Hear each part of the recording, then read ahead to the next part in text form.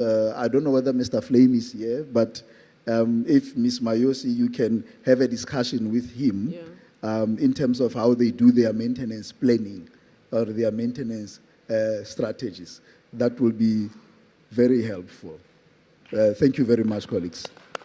Thank you so much. When we met with the executive, we stated our challenges, and remember, our communities are very different. The community, we have 2 campuses where communities are very volatile.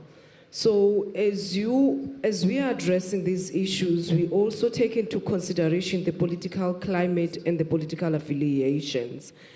Sometimes lives get threatened, but we are in the process of ensuring that contractors that did not deliver according to the required expectations, we want to blacklist them and make sure that we do not work with them again. But we want to make sure that we cover all the legal loopholes so that we don't find ourselves with many litigations because we were careless in how we were doing things. So it is not easy as people are saying it. You'll find out that in one community there are different structures in terms of political affiliations, and you find yourself in the middle, and they will call your name and you have to go and answer to them. So we are doing that. I will be making sure that I had my colleagues from other universities during the panel discussions, and I will be communicating with them just to learn from them how they do things, and also capacity building, and also from UMP, because UMP, we have a very good relationship with them. With those words, I just want to say thank you. Thank you. Just pose there for the picture. Yeah, yeah. Oh. Thank you, ma'am. Thank you, ma'am.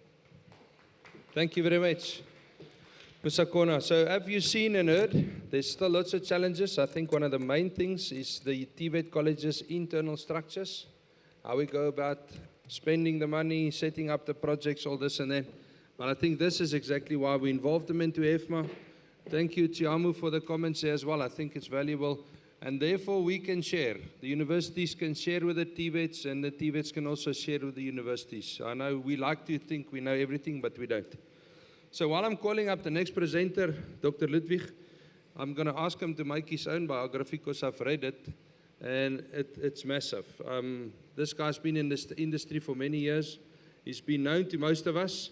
So I'm going to ask him to quickly do his own introduction and then have his presentation. We're currently good on time, so let's keep it that way. Thank you very much. I think this is going to be too short for you. Is it? Morning, colleagues. Say again? Oh, there we go. Just a down arrow. Down arrow. There we go. Hello, colleagues. I must admit it's much warmer here than it's there because the blower is like really freezing. Anyway, okay. Talking to the university sector in general, I mean, first of all, maybe just an introduction, sorry, because the host didn't do it, so I'll probably have to do something. So I'm an architect and urban designer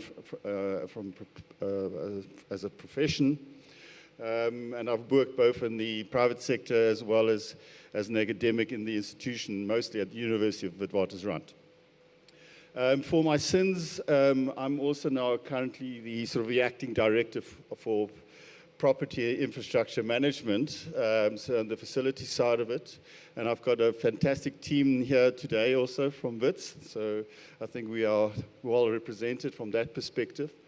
So I think I have a good understanding on both sides, both in terms of the planning side of it, so the strategic side of it, as well as now the maintenance side of it, in terms of how these sort of challenges that you guys are facing on a day-to-day basis.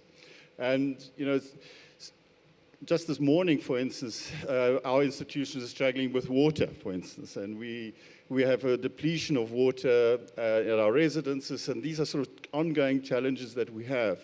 But the presentation is not going to be that. I think the presentation is really about a bit of celebration, because I think we are in an institution which showcases some of the best that we can actually achieve, and I think we need to maybe talk about that. This institution also speaks to sort of what is the nature of an institution. We've been afforded an opportunity to create 2 new institutions, the University of Mpumalanga and in Solplaatje, in Kimberley. But I think what I wanted to use here is to look at what are the spatial strategies that we used and the process that we followed when doing these, especially the University of Mpumalanga in this case.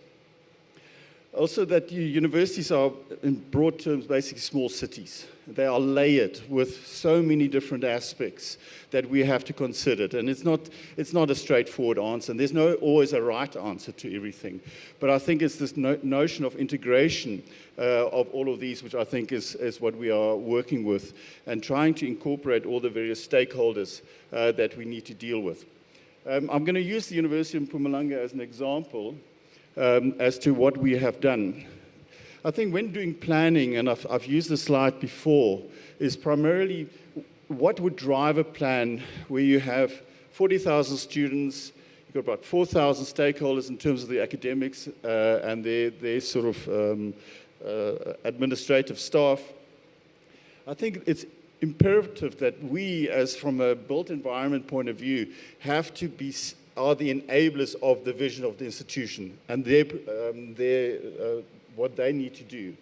We also have to understand what are the desired performance qualities that we want to see in our institutions and to ensure that these things are actually enacted. And we're talking here about equity, allowing equal access, the integration issues, and the long-term sustainability that comes with it. And then we have to also look at best practices. And I think these kind of conferences really explain that. We also have to understand our context. Even the previous speaker has spoken about the challenges which are contextual, so that we have to be responsive in terms of that.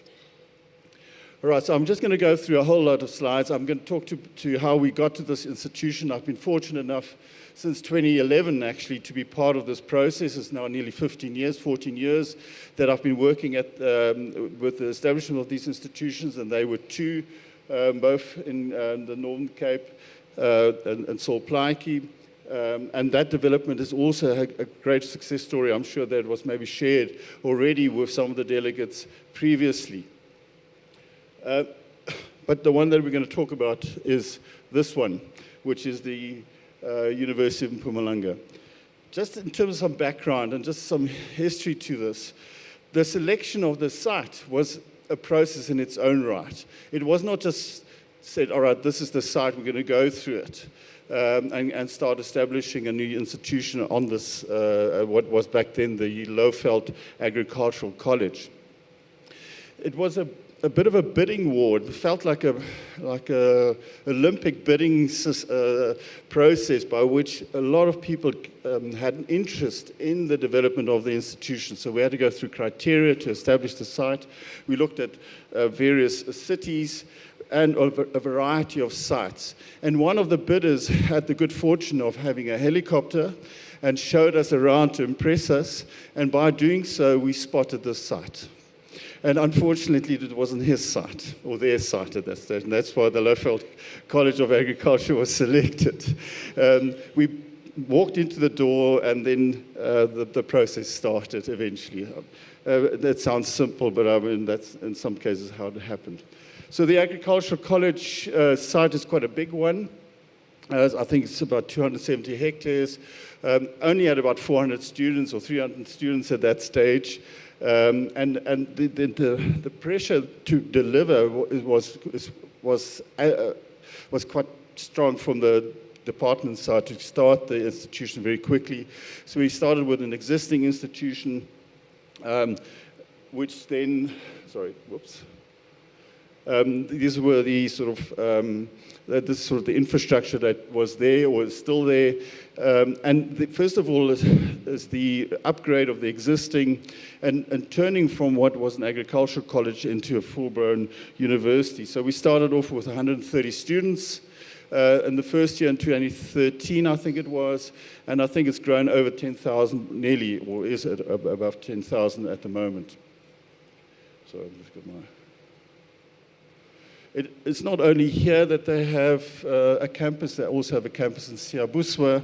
And again, this notion of creating satellite campuses have challenged, and I think some of our partners and colleagues know that multiple campuses is a nightmare to manage, and this is also the case here, so we have to deal with that as well. But when it came to the space-making side of it and the planning, it required a lot of stakeholder engagements, and we set up a whole series of principles and guidelines that we've been trying to follow through over the last 15 years, ensuring that the connectivity is in place, that we define the interventions that we do over time, and that we are always place sensitive, and that we have common spaces as important components in terms of that. And also the aspects of sustainability and the flexibility of phasing and strategies and implementation strategies are key to this process. So just in terms of how we started with the development, we looked at access of the major arterials, looked at the existing infrastructure on site, and through that process started developing a plan. And this plan sort of started to use a look at the road network, started to look at the various iconic spaces in and around it, because we see universities as equal partners in terms of civic interventions, really important interventions, and therefore also the iconic nature of some of the interventions that we've proposed. We also the idea of maybe having large tracts of land like many other institutions have is to restrict that intervention to the bare minimum, because we become so used to be wasteful with our land, and we just utilize whatever open spaces we have. So we try to edge that and keep as much of the natural environment as possible. We always have worked with topography, which influenced the location of our infrastructure and roads, etc. And then also looked at the various open spaces that we needed to develop and also keep. The whole idea of efficiencies and the sustainability principles were brought on board, and then sort of a vision plan was established, which is mostly followed to this day. Again, the issues of land assembly, I think, is a big issue. It's still an ongoing thing of transferring land into the name of the universities. I know from other institutions they follow the same problems that they have, just registering their property portfolio. The whole idea of the environmental assessments that were done and are still ongoing, especially in the sort of sensitive spaces that we have here at UMP. The upgrade of road infrastructure and the partnership with the city or the province in this case is an important one, to continuously work with those agencies to ensure that these kinds of infrastructure are planned for. And for example, the intersections on the main road is still a problem to this day. It's something that we've been trying to do for 15 years and we haven't been able to resolve it, just because of costs and the like. And it's a bit of quite a dangerous crossing. And then also the association with the city in terms of the bulk service supply, not only in water, but also in electricity, is an ongoing process. And those partnerships are very important to keep the university going. So as the same with bulk services. And the university had to provide for most of these kinds of things from the word go, and not being dependent on the provision from the city as such. So it is really, we are in the fortunate position to do a lot of the central service planning, which some of the older institutions probably don't have. So the provision of these bulk services, electricity and water, is something that we could do up front. So the whole work is not only about that, there's also temporary structures, like entry, gate access points, and the like. Another aspect in terms of getting to a university campus like that, one has to be careful not to only use one set of professionals, for instance, or because you're going to have sort of monotony that comes with it. I think the Kingsway University campus at UJ, for example, is built by one team, and it looks like that. And this is what we try to avoid, and trying to get a diversity. So we had architectural competitions, for instance, going out. So we, through that process, had a more diverse strategy in terms of the implementation, and we probably in the third or fourth round of competitions already, and we probably employed about 20 different professional teams over those 10 or 12 years, rather than just using maybe one or two. And I think that's an important also way of skills transfer, involving a greater number of people. Most of the development, due to budget cuts, was focused on what we call the lower campus, which is where we are at the moment, and integrating with the existing buildings that we see in and around us of the former agricultural college, and doing the infills in and around that. There was comprehensive implementation strategies done over the 5 medium and longer term, which was the process from sort of 2013 to 2018, and then the second phase to 2022.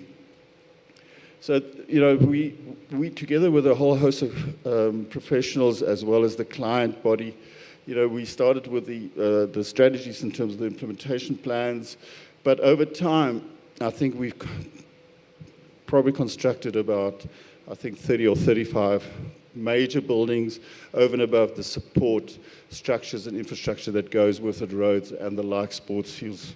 So these are some of the buildings. I think you guys have done a tour. I'm not sure if you went on the tour, but gives an impression as to some of the diversity that comes with it. Another aspect was that to brief consultants and people to support you is an important part. I think the client and the role of the client in terms of this being you in most cases is an important one, because I think that in many cases you don't brief someone properly, you're going to get a product in the making of someone else's idea rather than your own. So it was very, very important that the briefs to consultants in terms of what you want to achieve is very clear and also measured throughout. So you can, to a certain degree, we get a certain consistency in terms of the quality. The common specifications are clear. They are quite draconianly enforced, not only in terms of the materiality, but also in all the services that are provided. And I think the maintenance teams here are also very much part of the processes from the beginning in the design to the handover and taking over those. These are just some more of those projects on the lower campus as they have evolved, from residences through to lecture venues and administrative buildings. So I think, again, some of the materiality looks the same, but there is still quite a lot of diversity in terms of the expression, and I think the end result has been quite successful. And this is an ongoing process of also in terms of providing world-class science laboratories, and also looking at how residences are done. And this has been an ongoing process, maybe in terms of the cost per bed issues.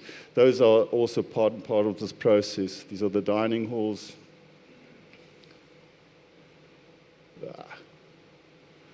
Some of the residences.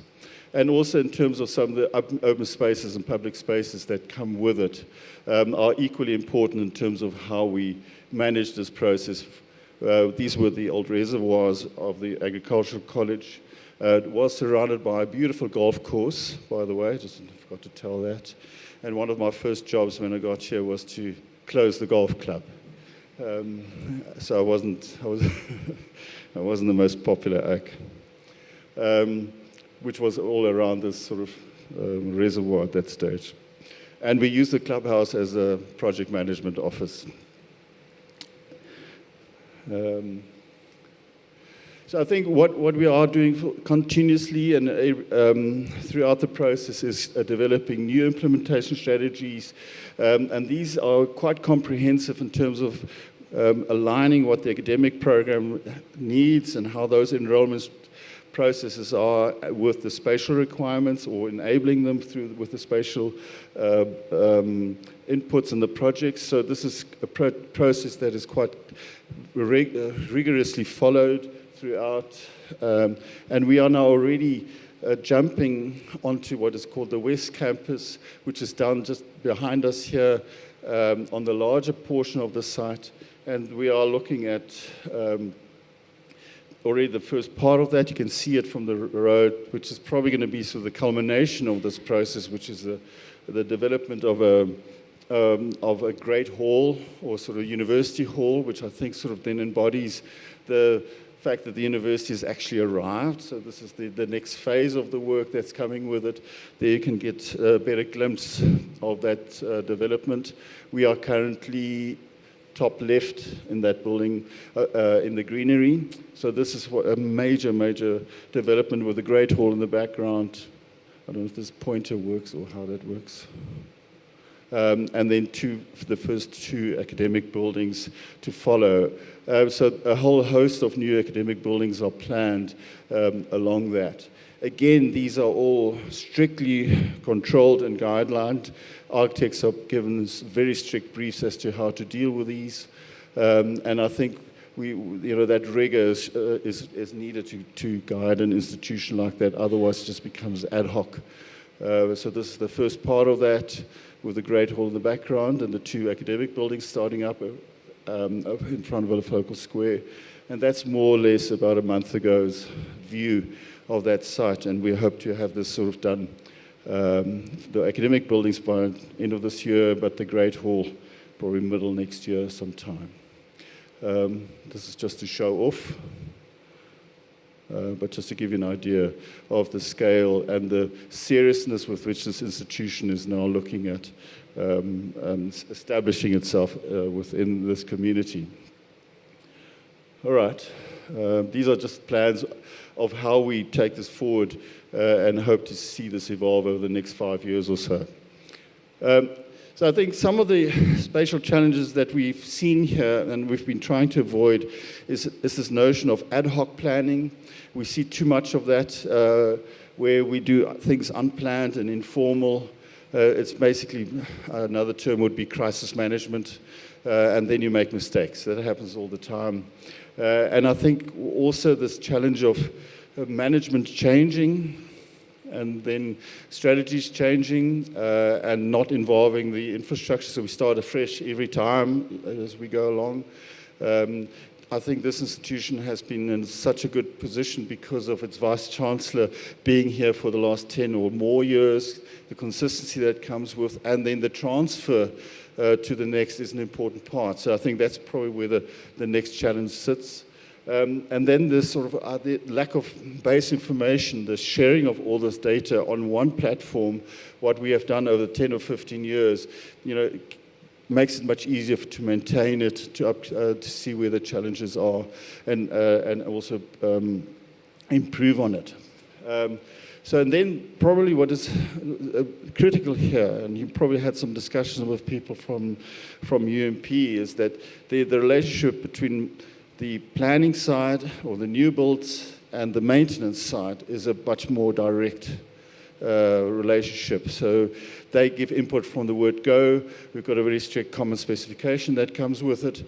The BIM models are shared. The people know the plans as well as the guys who construct it. So I think that relationship is critical and has proven to be very successful in this case, which is very difficult to do with the older institutions. And we at WITS, for instance, are struggling to keep trying to get that sort of database going. And I'm sure some of you feel the same. All right, so I think that's more or less that. I don't know how much time do I have. I'm just going to conclude. So I think the understanding thing is that the academic prerogative of the institution and the infrastructure has to be synergistic in some way, and we have to continuously be part of that process. It's too often those who are responsible for the infrastructure and the strategic planning of that infrastructure are not part of the management. And they are outside of those, and they get that relationship is poor. And I think to bridge that is an important part in terms of ensuring the big way forward.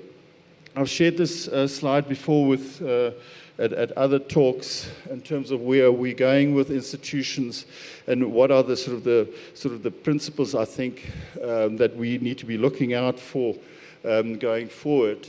I think the universities are changing in terms that we're trying to achieve more lifelong students rather than just that sort of 18 to 22 threshold or the younger threshold, but really looking at a much broader educational spectrum.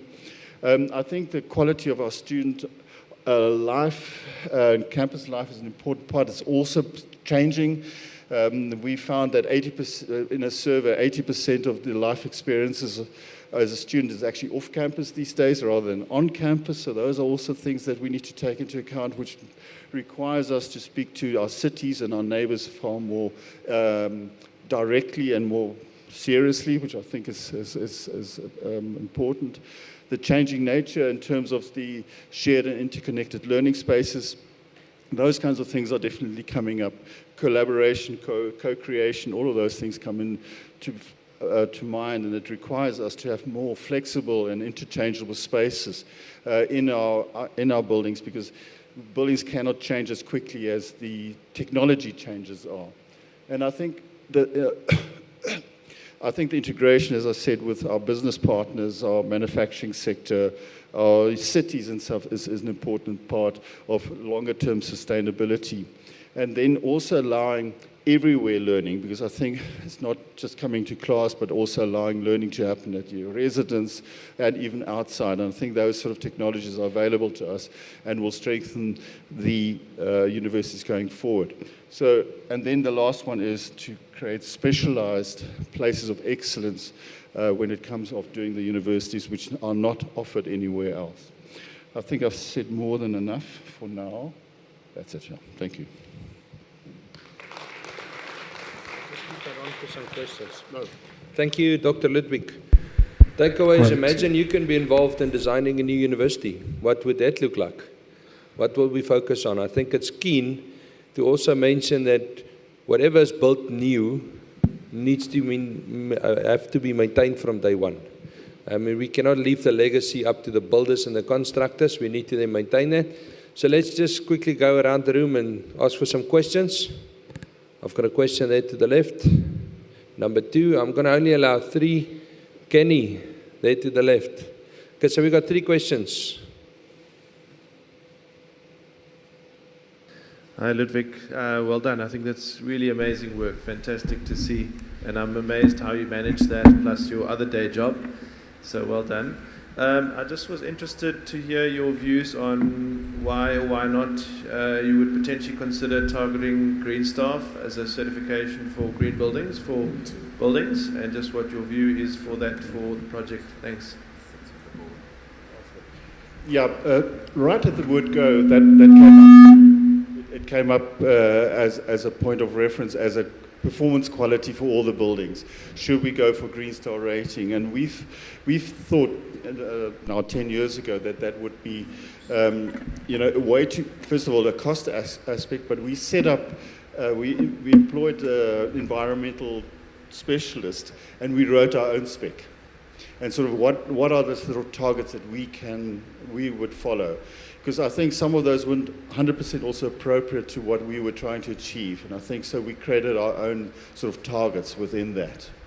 I know some institutions put great value to that, but I think when we can achieve ours, I think that's, and some of it is also more specific to our own conditions, community involvement and all of those. I think that's why we felt we're not going to go with that sort of rigidness of that structure.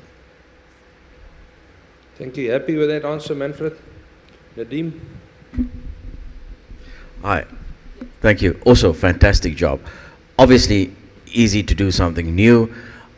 2 things. One, I see there's a hard barrier between you and the community, like most new South African universities. There's still a big, right?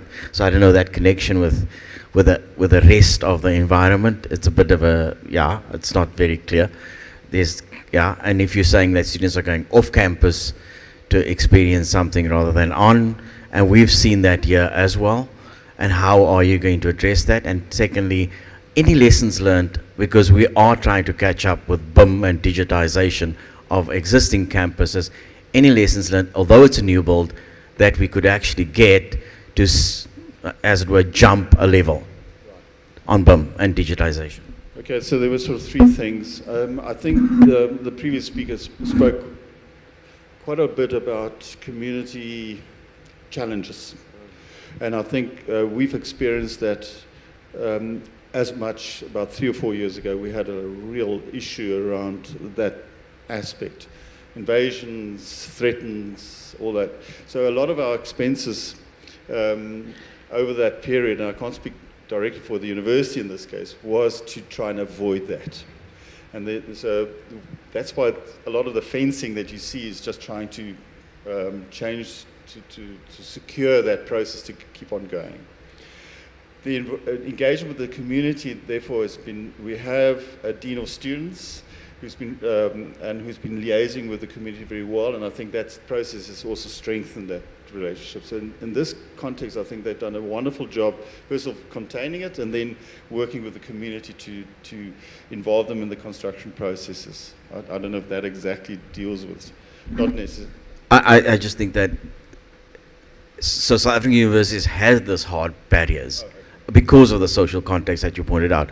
But how do we bridge that gap? Because if student needs to get into town, they're actually very far removed from town here, right? So they're not part of community. So most city universities, even WITS, sits in a community, right? Even if they have a bit of a fence, there's an interaction between the social environment outside of the fence. Here, they're just so far removed, and the nearest is another institutional building, which is not a community. Yeah, so this is, in essence, it feels a bit like a rural environment, so it's basically slightly removed from the urban context or the social amenities or urban communities, amenities that you would expect, like some of the inner city environments. But that transition between what is university and city, and that sort of threshold is something that we can work with, especially in the existing institutions. And I know at WITS that we've moved everything public, sort of a gradation from public to private, so that all the public amenities are starting to happen on the edge. So there is a handshake of some sort. We find naturally that the residences and the private residences are happening right around our borders. So we're creating a bigger university town. So that is changing, where it used to be just a campus. So I think that's going on. Then the other question I think you asked about, sorry, which one was that? Was around BIM, lessons learned to actually speed up the transition of digitization from our existing portfolios. The challenge we have with the existing older universities is massive, because we have 400 or 500 buildings. To translate that into onto that sort of level of a BIM is an enormous task, and that's going to take some time, and there's a lot of cost, which a lot of institutions don't necessarily have. Here it's probably easier just because it's new, and that those things are then uploaded quite straightforward. I think it's much easier, and I think UMP can maybe share with the colleagues as to how they do that, and what they now expect of the professional teams in terms of then submitting that onto their system. And I think there's some lessons to be learned from that. It's not perfect. I'm sure it's not perfect, but I mean, it's at least trying to do the right thing. Thanks, Dr. Ludwig. Nadeem, you satisfied? Not really. Last question, Kenny from UJ. You're trying to satisfy that man? A fantastic presentation from an authority on the subject. And if one is to just comment once around the city universities, it's from that model that you have in your campus where the city can literally, the campus is integrated with the city. You know, you walk through the city, you're walking through a campus. In some spaces you do have that privilege, but I'm just imagining the safety concerns around some of the places where our universities are. I mean, in one of our campuses, we just battle with that, and we have to just create a little bit of a barrier to protect students because of the decay and dilapidation and so on around us. Maybe another discussion for another day. Ludwig, I'm going to try and obey these 6 principles before I get prosecuted here. Obviously, special issues, not a concern here in terms of size and so on. The special use is a bit of a dynamic in the landlocked universities and those sort of environments.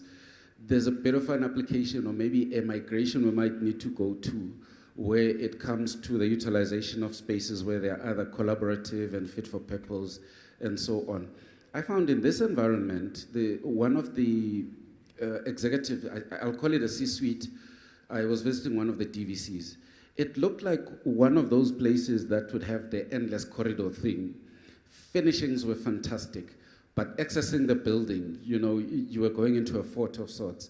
And when you eventually end up in that space, it's beautiful offices, but you have a corridor of locked offices isolated with individuals isolated as executives. I know that maybe that's a temporary space, they may be moving to another space. What are the thoughts, because you influence our spatial clarity, especially with, fit for purpose areas. What is your idea of administrative and even academic spaces and the design of those for collaboration and also how they are going to be used in future? When you see more of the urban institutions that are largely landlocked, because people need to optimize spatial utilization, they're moving more into your, not even open plan, not even dedicated spaces. People are moving to spaces that are utilized for a purpose. So I might not even have a desk, but I book a space that I'm going to use for a purpose, and so on. What do you have to tell us about where we're migrating in terms of academic spaces, as well as admin support spaces of the future where those are constrained? Yeah, it's quite a broad topic for discussion. First of all, what would be the ideal space today? It would be the most flexible space, highly serviced, or as highly serviced as you can. So that would be maybe the balance when you talk about the academic sort of environment, or trying to deal with that flexibility, the ability to change that with whatever plugins you need. So I think that would be sort of the ideal. But it also comes to maybe when it talks about more secular, like office spaces and the like, or administrative spaces, I think there is this need of looking at where the collaborative environment is and creating a better balance. So it's not also in the academic space, we are looking at shared spaces, collaboration between various faculties or schools, and what are those can be. And those are sort of these incubators between them, and I think that's probably a new move that we are looking at. But on the other hand, the universities are also very inefficient in terms of their use of spaces. The amount of space that is actually not used more than 20% of the time. We've done some surveys at institutions where we found that only the efficiencies of the university are about 40%. But then still the demand for more buildings and more this and more of that, which is unnecessary rather than only looking at the existing. So it's actually a broader discussion, I think, in terms of that, and there are a variety of aspects that one can deal in detail. I'm not so sure about the confines of institutions within sort of like the city or so. I think UJ has vast land anyway, so I don't think you lack of it. I mean, I don't think you need more. I think you need less. So I think maybe that discussion is a different one. Yeah. Thank you very much. Thank you very much, Dr. Ludwig. Please, if anyone is still around, talk to him. Give him a round of applause. Thank you.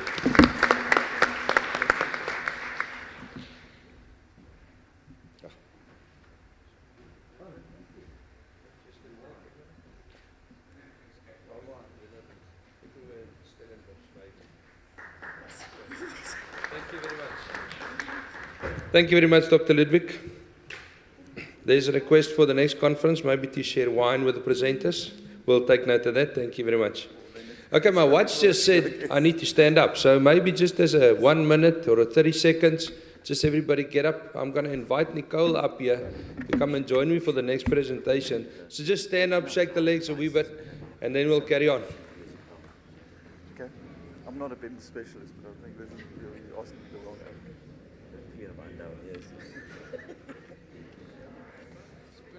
Thank you. Thank you.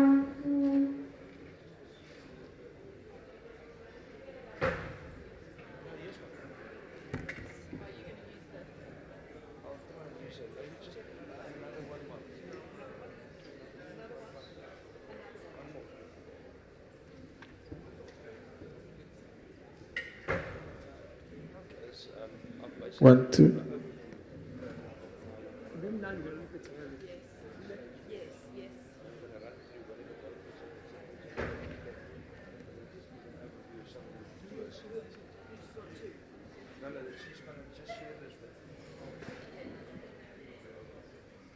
Okay, thank you very much. It's amazing how our technology needs to tell us how to be human. Eh? Stand up, let the blood flow. So thank you. Let's just carry on. I've invited Nicole up here, Nicole Eaton from Melbourne University. Unfortunately, Jala could not present today, so I just want to show you the picture. Let me just grab this thing. Can you flight the TEFMA presentation? So I've invited Nicole here because I'm going to give a brief overview of what we've seen by the Hefma Conference, the presenters from APA, ORD, TEFMA, myself as well, and then some of the campus tours we did. Because we were fortunate to visit 4 universities myself in New Zealand. It was University of Auckland, Auckland University of Technology, Waikato University, and then the Manukau Institute of Technology. And I did request Jala to present because she's a designer by the Manukau University of Technology. I did request her to come and do this because it's a similar as a TVET college that we've got and the journey that they've shared. So I'm going to quickly share this thing with you, and for the sake of time, like I say, it's a Thursday, the last day before the gala and the dinner and the champagne and all that, and the presents and presentations later on by the dinner. So we're going to try and be as quick as possible. So there to the left is Jala. So I'm sorry that you have to look at me and instead of her. I think she would have been a much better presenter, much better looking and much more intuitive, I would assume as well. So to the right is also the project team, and the guy to the right there standing really proud is a South African managing their facilities. So while I was in New Zealand, we also met up with a lot of South Africans. So do not think that we as a cumulative do not have influence to go overseas and also have the knowledge and capabilities to influence people of other countries, because we do see people from South Africa in critical positions overseas. I think there's 75,000 people working, South Africans working in New Zealand, and about 250,000 already working in Australia. So the TEFMA feedback, and Nicole, you can chip in anytime you want. I'm just reading off the stuff that was presented by us from Kathleen, who's the previous president for TEFMA. So it's over 16.4 million square meters of gross floor area. It's a 69 billion Australian dollar industry. You times that by 12 to South African currency, where they've also spent over 1.1 billion Australian dollar. That's 12 million billion rands to maintain and operate these assets. And you will also see the big drive towards maintenance, because these things are on an island and it's in close to oceanic area. So there's also a big drive for them to maintain this. So the higher sector, it's equivalent to 1.555 million students in 2021. So that's a lot. Although we service more students with lesser universities, but that's a lot for them to also service. Domestic students, 10% full-time equivalent, 137,000, and then also the New Zealand equivalents. So there's about a 60% footprint in Australia and a 40% footprint in Fiji, New Zealand, and some of the islands just close by. So that's about what the Australian TEFMA sector looks at, the higher education sector. So resources, and please, I've shared this, you can have a look at it. These people have got sufficient money, although we never will have enough money, but compared to us, they got more money than what we do. But they've also got unique struggles and challenges that we do not have. For instance, the buildings in New Zealand have to be built to withstand seismic events. Imagine we now have to suddenly develop that into all our construction. Seismic events up to a level 6 or a level 8, that's quite excessive. It means quite huge challenges in construction, design, maintenance, and then also in the event of such a thing that happens, there needs to be maintenance plans and recoveries after such an extreme seismic event. Okay, then ORD. Luckily, Ian did present a bit on the ORD numbers. So there's 4,341 individual members, 186 institutions. It's a lot more than what we are in South Africa. 10 business partners, web page views, all the other details. It's quite a big involved system. We also try and benchmark with TEFMA, ORD and EPA, and therefore there's a very good working relationship between the four entities. So that's what we actually want to take here. I've already downloaded the guideline from ORD's webpage for decarbonization. I will also share it on our website, because this is the type of things we need to do. We need to share knowledge. And I can tell you now, and I'm stating it a lot, I've said it the other night as well for our presenters and stakeholders, we've got knowledge in this room that you will not equivalent in any other area. And that's the things we need to really dive in, and we need to exploit that. Whatever you know, the person next to you might not know. But just imagine the person next to you knows a lot more than we do. So we need to share that knowledge. And this is also the big drive between the TEFMA, APA and ORD. And just some more details on ORD. They've got increased in gas costs. You've heard about the gas. They're also now trying to reduce the gas. The use of gas become a bit irrelevant, and the carbon footprint is not so good. But that means also that's a huge increase in electricity costs, 77%. Then capital expenditures pre-COVID, 3.5 billion pounds. We timed that by 22. And the overall size of the estates is 2.2 million square meters, which is also a lot. That's quite a big, if you see these entities also sitting in very secluded, closed suburbs. It's not big spaces like we've got available. For instance, here by Mpumalanga, there's still a lot of vacant land. I think they would be really envious of this, what we've got. Student numbers, 1.66 million, quite similar to what we've seen in TEFMA. And then also the maintenance is always an issue. We've heard SIT's representation in Australia. We also mentioned that there's some of their buildings that's been mothballed, meaning they're not being used at all for the sake of they're not relevant to what they want to use it for, and there's also some maintenance issues. Most of these buildings are also very old, much older than ours. So every entity has got their unique challenges. Then Hefma. Hefma, I did present this. Hefma is 23 years in the making. You've heard that from our President Lindo there. We've got 26 universities, 52 TVETs. But it's not as small as that, because most of these universities and TVETs are multi-campus, multi-town situated. So it's quite a bigger footprint than what it sounds like. We are funded by the DHET and self-sufficient. We're securing third and fourth income stream funds as well. But yeah, the main funder, I think, in all entities is the Department of Higher Education. In Hefma, we've now got the regional chapters, which I'm quickly going to glance on. We'll also include that next year will be a big drive, especially with inclusions of TVETs, so we get the TVETs into the sector involved as well. People need to start sharing information and start assisting one another. In essence, that's what we need to sustain and survive. The subcommittees, we've already had some meetings over this week regarding utility system and institutional modeling and digitization.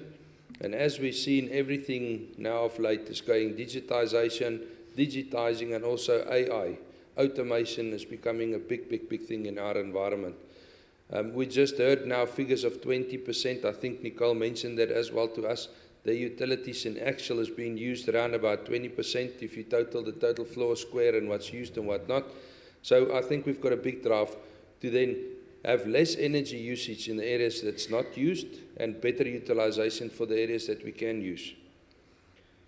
Okay, then I think the government of national unity, we've had some discussions over dinner a couple of times, especially with some of the COs, COOs and VCs, that I think this is going to be a good thing for the universities. There's already good progress made, and we shall still have to see how this works for future. But I think in essence, the government of national unity will assist us to be a better entity in the sector.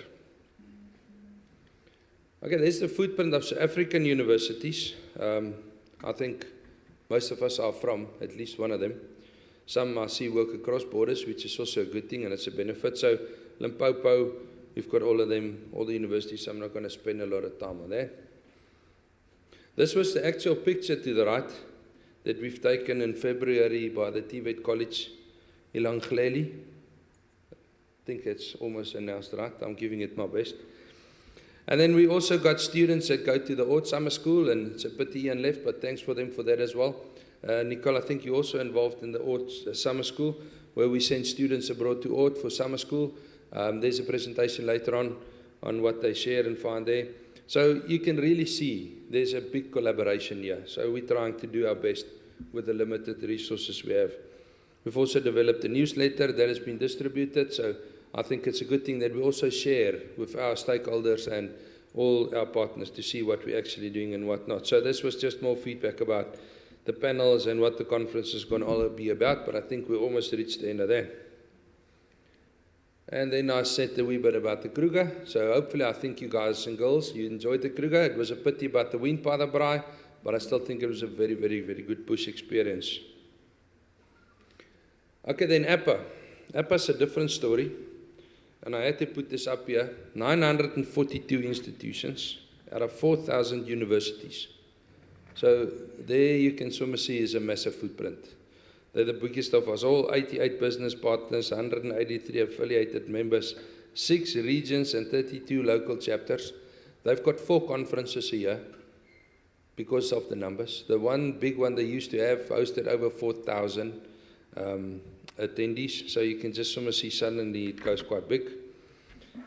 I just want to go, last year they had the International Spring Conference in Nashville. We did send some of our Hefma Exco over there. There were also some other people that attend. So I think next year, early, there's going to be another one. It's going to be in New Orleans, which hopefully some of us will be able to attend.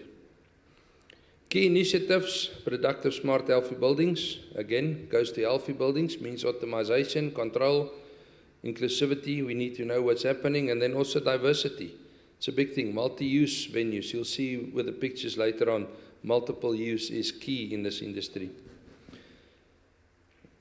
Then some of the stuff regarding APA. The conference will be in New Orleans. Reimagining campus space for the future. That would be the theme. So in essence, I'm going to show you just some more detail about the facilities. They founded in 1856. It's quite a long time ago. And this is why I say they've got challenges with very old buildings. National heritage is a big concern. You're not allowed to touch a lot of things that is older than a certain time period.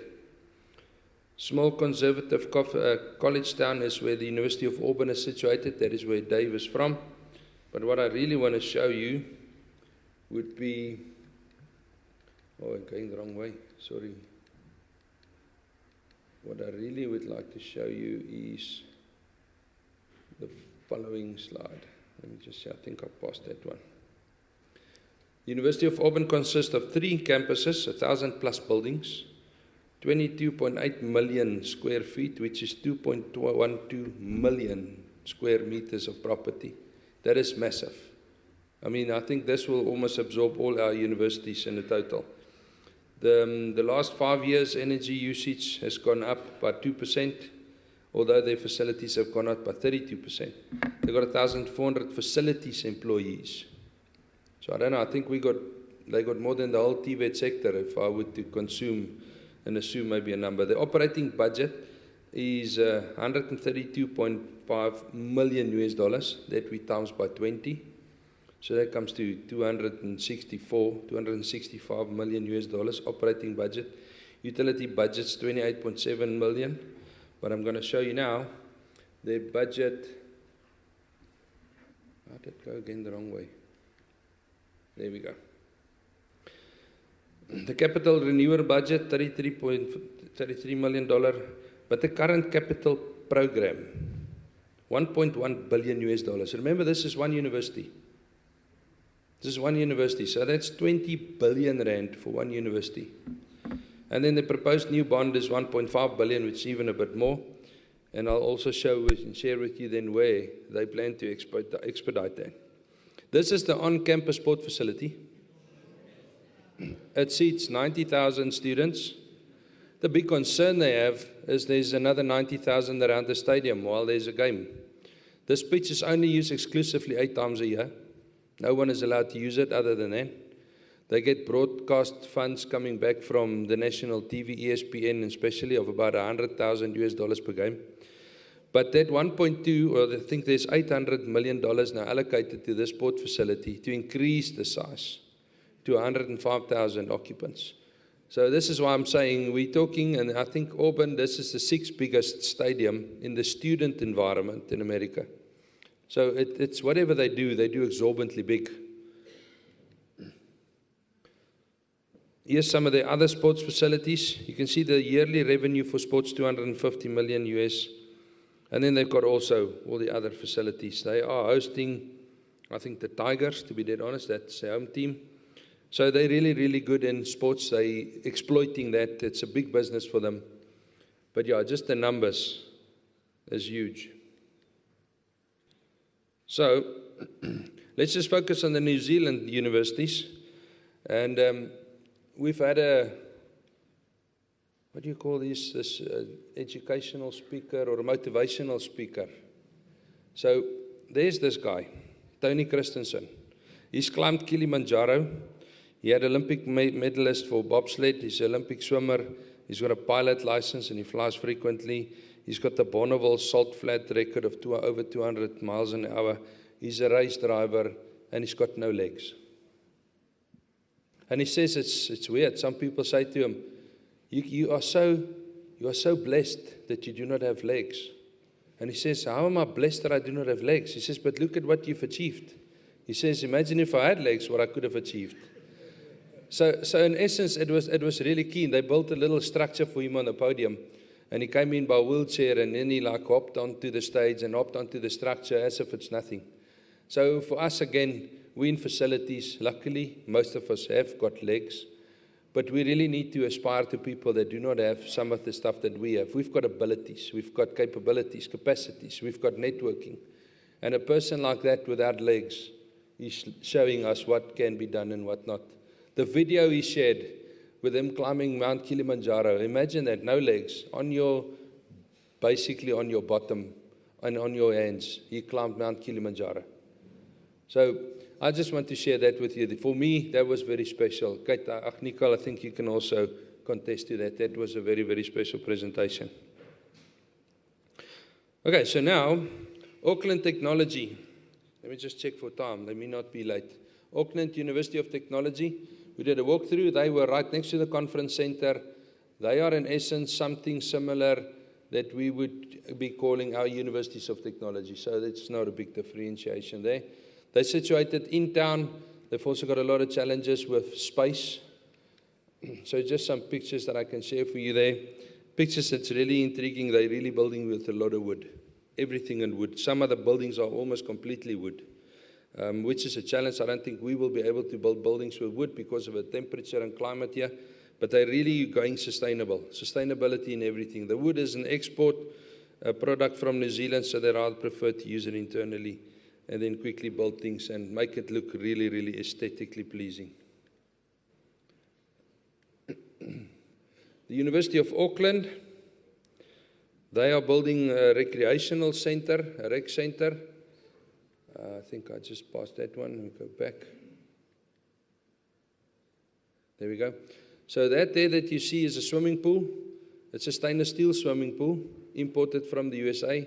It's 35 by 25 meters. It's got a 4-meter deep for diving practice, and it's got a divider that's movable for certain activities. The right top-hand picture is climbing, which you've also now seen has become an Olympic sport. Tennis courts, squash courts. The picture to the right, it's unfortunately still in construction. That is a sports arena floor, which is made of glass. And then you choose whatever activity you want to host there. You press the button for badminton, and the badminton layout then gets illuminated from the bottom of the floor. You choose tennis, it changes to tennis. This is imported from Germany. Then they've got lots of drinking fountains, and I think that is something we should really pursue, because I still see a lot of plastic bottles. I know our university's got a drive to get rid of all plastic bottles, but drinking fountains, you issue everybody with a metal tin or aluminium tin, and off they go. Whenever they need water, they can just replenish it at the fountains. On the top of the roof of the building, there's 2 tennis courts, open-air tennis courts. There's a stainless steel net, so you don't hit the ball off it. And then they've also just missed something, and they thought, while we're at it, let's add a 1-kilometer jogging trail in the building. So there's ramps and all kinds of walkways so that you can jog 1,000 meters inside the building. Because the weather is nice, but it rains 10 minutes of every 30 minutes. So I think preferably people will try to run inside. Then bottom left is just, there's also canteen facilities in each and every facility that they built. So that's a canteen being built. And then to the right is what we see as normal wooden floor, open area, sports arenas where you've got the lines of the different tracks already painted, and then you can use it like that.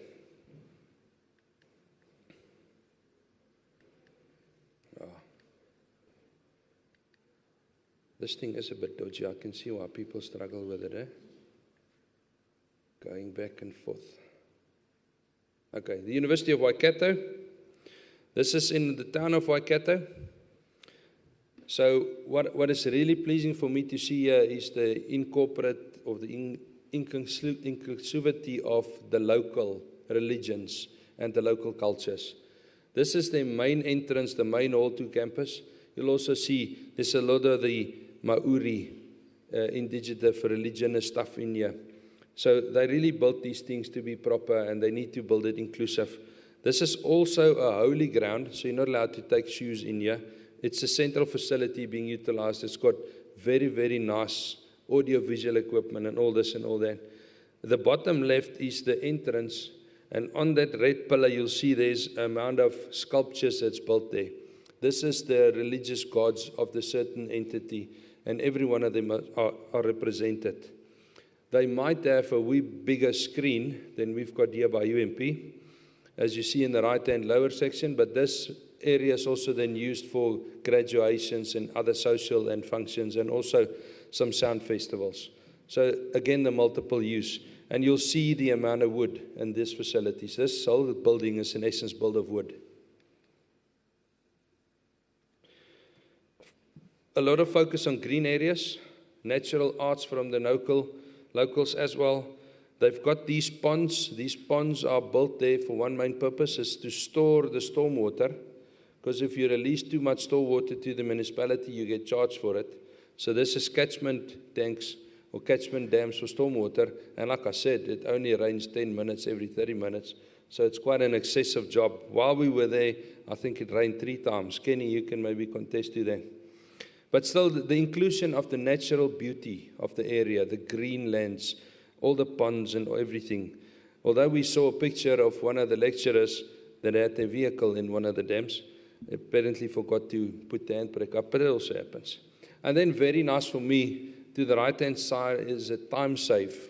So this is included in the new law building, where they've got the whole process of the university. So there's like a timeline on the wall, how they got to here. And then at the end is this time vault, where they've put a lot of stuff in there, and it'll be open in 50 years.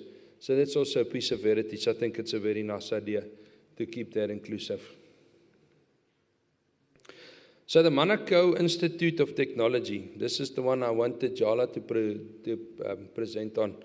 For me, this is a story of success. They used to be housed inside the town in 16 or 17 single-floor buildings that were scattered over a big area, and it was quite difficult for the students to roam about. So they also got trades, nursing, business, accounting, engineering, forestry, floristry, hairdressing, maritime, police, social time, and lots of others. But this is in essence a TVET. And what they've built here for me is amazing. Again, to the right-hand side picture is the inclusion of the local religion again there, inclusivity of the natives. The main building to the left, as you can see, Manukau Institute, all the labelings, it's still also in construction. And then the bottom is the across the road building, which I'll show you as well. So the building to the left is in essence the one where they do lots of the trades. So this is what that building looks inside. Now, if you are from a TVET college or you want to present trades, this is the ideal world, I promise you. There's a kitchen in the middle, there's canteen facilities, there's rest areas, and then there's basically a whole construction yard. And this construction yard is multi-purpose. So to the left bottom, that's the welding areas. To the top, that's the construction areas. The bottom middle picture there, that's where they train the electricians. And to the right-hand side, there's an overview of the mechanics and the whole of the estate. And this whole thing is multiple usable. So you can clear out what's there and refurbish it to something else. Just some more pictures of that. So if you look at that, there's some students actually studying. They've got Milwaukee as a big sponsor. Milwaukee's got the central tool store. So whoever needs whatever tool, you go to the central tool store, you give by your ID tag or your card, you grab the piece of equipment, you use it, you bring it back. Very, very nicely set up and controlled. And just some more pictures of the metalworking, the mechanic workshop, and some of the mechanical guys sitting there in a tutor, actually in a lecture in this open area. Then what is also very special, the bottom you'll see there's a little wooden house. So they use the students as carpenters and whatever to build them. They fit the electrical DB, they do the plumbing, the whole shebang. And then as soon as the students graduate and whatever, they then give this to the community. So this is also a service they provide. So after we've done you graduated, we've seen your workmanship, whatever, that piece of your legacy will go to be someone else's home. That's quite vigilant. I think that's really a strong message that they're sharing here with us.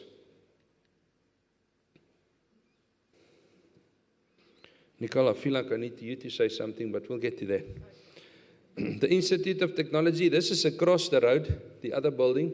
The top left picture, now listen to this. They got a public bus depot and an under train station in the building. In the building. Now we're talking about gated facilities and fences and what. The public train station is in the building. So imagine that, it's open to the public 24 hours. Anybody can access the building. So there is the stairs going down and some escalators. And this is actually also their legacy that they assist the municipality and the community to grow. They're big on the religion thing and the native religions and the native inclusivity again. I think that banner to the right is 6 stories high. It tells a story. These people are passionate about their local religions and whatever. So they do develop that well. Then you can also see from the top floor, we went up this thing. Every floor has got a different color. It goes from brown to blue. So in essence, that's the tree of life. You get the ground, then you get the trees, then you get the green leaves, then you go to the blue sky, and then you go beyond. So that's in essence what they try and do here. They really want to combine the nature to whatever they do, and that for me is special. Then also we went into the nursing labs. They got simulation hospitals. They got not so good facilities. And just as a re-emphasize, imagine we've got a train station in one of our buildings. I think that will be a logistic challenge of note. Okay, that is all from me. What I'm going to do now is I'm just going to give over to Nicole to share some of her knowledge and what she experienced as well. So, Nicole. Yeah, thank you. Thanks. I hope you got something out of all those images. The American university blows me away as well. The money that they spend on one university is the same money that all of Australia and New Zealand spend collectively on our buildings. So it's quite another world, the USA. Henrik touched on TEFMA and spoke about the publications that we have, space planning guidelines, strategic asset management guidelines. And you mentioned that we have some money and we're able to do those, but 20 years ago we didn't. And 20 years ago we asked a small group of 10 volunteers who were specialists in that area that had day jobs at university to come together and write a short guideline on what they did. And it was just 10 pages, but it was something, and it started our place. The benefit is here, of course, you can, through our relationship, you have access to our documents, so you can look at them and apply, perhaps just internally with a special working group, look to update them and apply them to the local standards here so that you have something. The space planning guidelines, for instance, help me in planning. If I want to build a chemistry lab, I can go to those guidelines and look at, well, how many square metres per student should I be allowing for that laboratory? Or if I'm planning on building a new office space, how many square metres per desk or per person should I be allowing? And we use that as a little guidebook. It's not a must-do, it's just a guidebook that averages out what all of the universities do, and for very early planning when you're just trying to build a business case and think about how much money you're going to need to build what you need, it's really good to have that as a reference book, if you like. And like I said the other day, the strategic asset management guidelines, it helps us all understand how we need to be maintaining our assets and what kind of money we should be investing in those assets. And then that works as well for your business case in justifying the money that you need to adequately maintain your assets, and having that that you can give your leaders when you're asking for money, having that as a bit of a backup really helps as well. Thank you. So 2 things from me. Just have a look at that. That's amazing. So my question to Dave was, why don't you use this thing more often? He says maintenance will be too high. We cannot afford to use it more. And I mean, everybody thought like, why I have such a special thing and don't use it? So using this thing 8 times a year, the maintenance is almost equivalent to what we spend as a university for the total year in our total capital or OPEX budgets. So there's also meaning. And I think what Nicole says is very powerful. As we've heard, we say we're collaborating. We can get information from these people for free. If you're struggling with the energy plan, decarbonization, Chief mentioned now a lot, it's by the click of a button, it's accessible. So then just to close off. I'll just go back to that stadium shot. There's another university in America, the University of Notre Dame, and they've got their stadium, and they only use their stadium 8 times a year. But what they've done around the stadium is wrapped in science labs.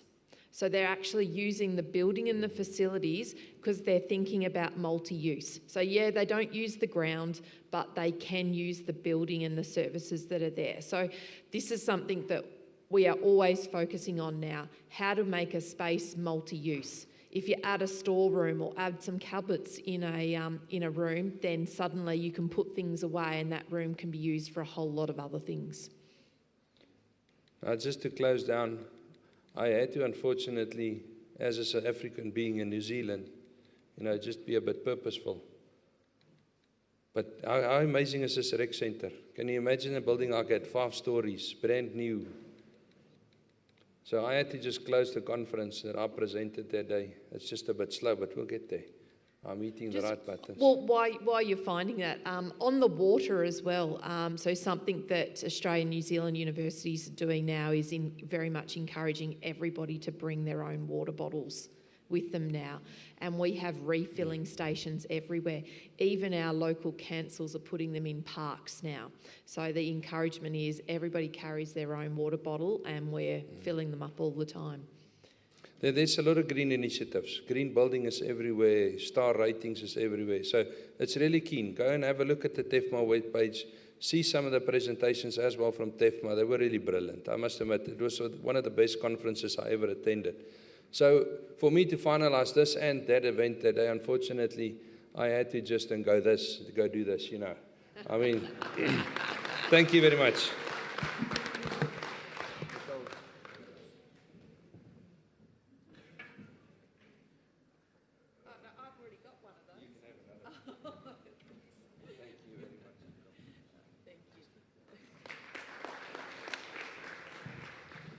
Okay, I've misused my power and I've gone a bit over. So let's just quickly introduce the next stuff that needs to happen now. So we have got a breakaway session in venue A. Cabello, you will tend to that. Or the A is here, B is the breakaway. So the session here will be UJ Residence Renewal Assessment Implementations by Mr. Kutsu Ramutla from UJ. And then the breakaway session will be a case study also by UJ regarding Rescue Simulation Center project by Mr. Christopher. So whoever wants to attend the breakaway session, let's take a 2 minutes break and let's do that. Right after this, we will have the morning tea. So thank you for being so diligently with me.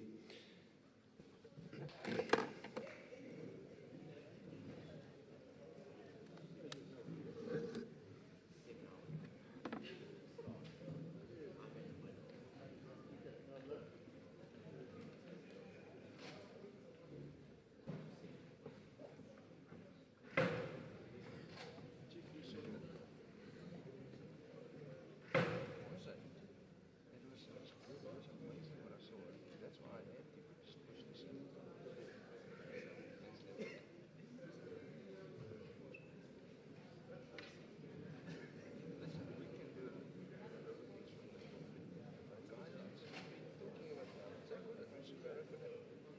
Chelsea, you'll tackle this one.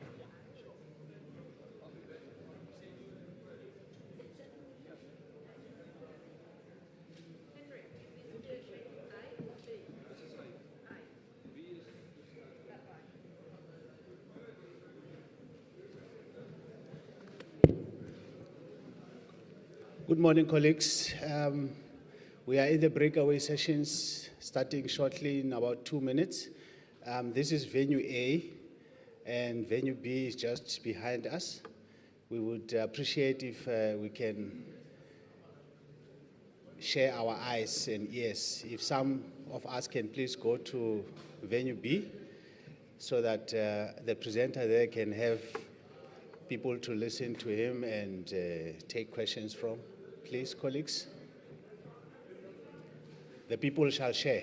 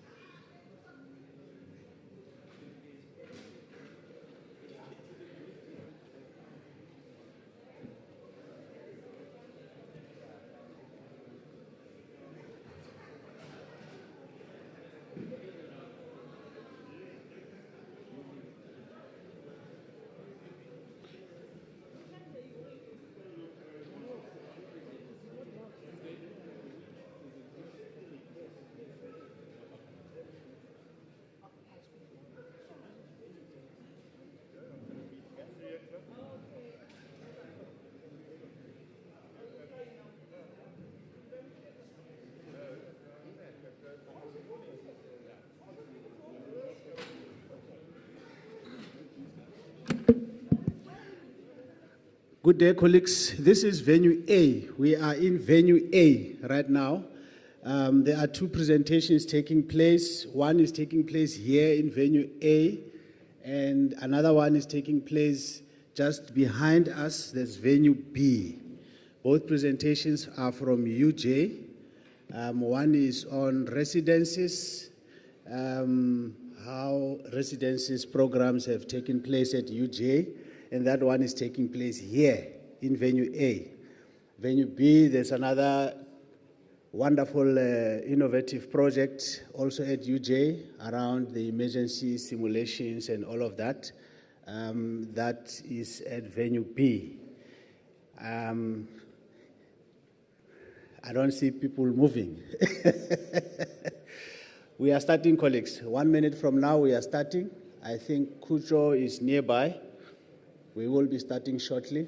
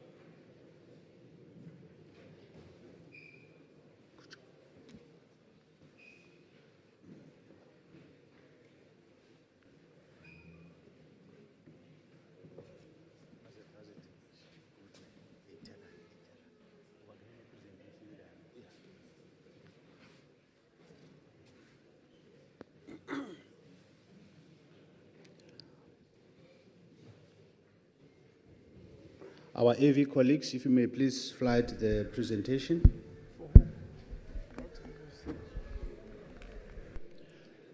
Colleagues, without much ado, I would like us to start. Our next presenter, colleagues, is the distinguished former colleague of mine, project manager at the University of Johannesburg, He works within a department called Central Technical Services. He is a professional management or project management professional and an expert in agile projects. You know, he's got a master's in philosophy, in engineering management. He's got BTech in electrical engineering and quite a number of years behind him. He's got great experience in maintenance, in facility maintenance, construction projects, and so on. He's a competent person. So I'm happy, colleagues, to inform you that the gentleman's name is Kucho Ramutla. He is going to come through to present to us about UJ residences, renewal, assessment, and implementation. Mr. Kucho, over to you.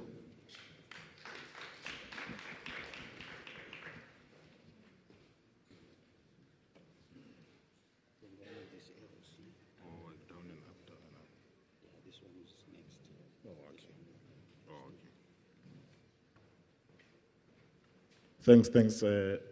Mtswane. Morning, colleagues. In front of you, as mentioned, it's Kucho. I'm here to present on the resident renewal project that we've implemented at the University of Johannesburg.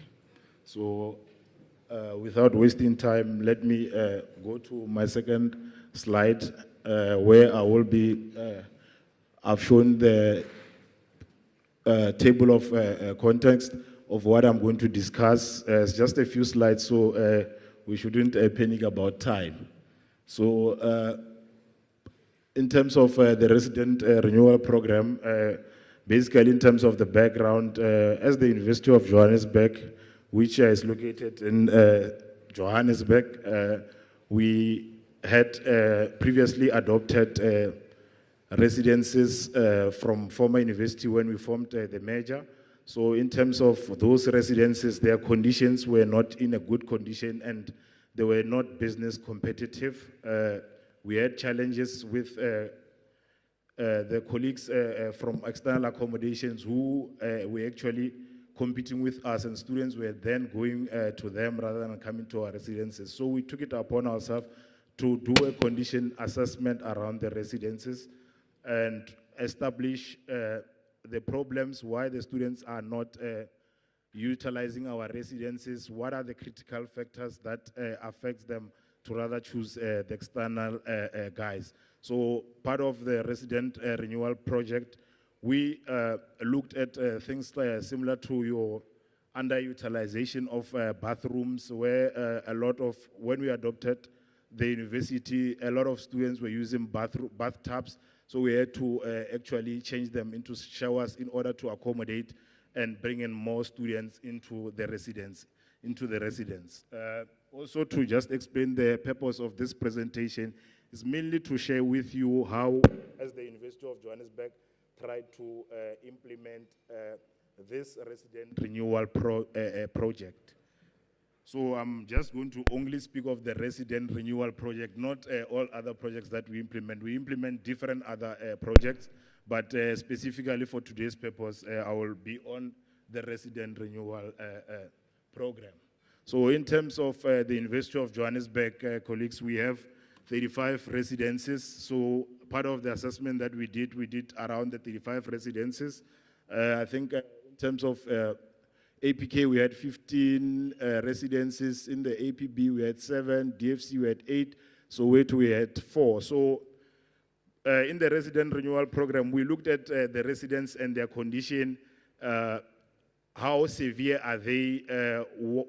Can our internal team be able to implement those projects? And we have, out of the 34 residences that we have looked at, we have established that 8 were the first to start with, which we implemented successfully last year in December. But I will explain further on how we implemented them. So looking at the 35 residences, 34 are planned to be implemented, which 8 has been completed, and the 8 is what I'll be discussing with you today.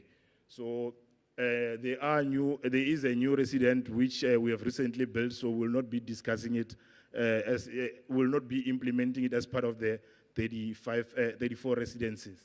And then we also, as I've explained, how we classified the residences. Most of the residences that we could do in-house, we implemented them in-house and ensured that are completed successfully last year in the December and January break, in order to ensure that we do not try and affect the academical break. And then in terms of the project consisted of a lot of stakeholders, considering that we're dealing with 35 residences. So we had stakeholders like your student affairs, who primarily dealt with the students, who worked with the students. We had finance critically for the funds for us to be able to implement those projects. We had your ICS, the maintenance team. We had students themselves, protection services, and we had people like OHS who were part of the planning. And then also, in terms of how we classified this project, is that this 8 could be done within the December break, and then the other projects were a bit complex, where we needed consultants, because those projects did not comply in terms of the current norms and standards. So we had to do a change around and do a different planning around those residences, which we are in the process of implementing. Some of them come this year.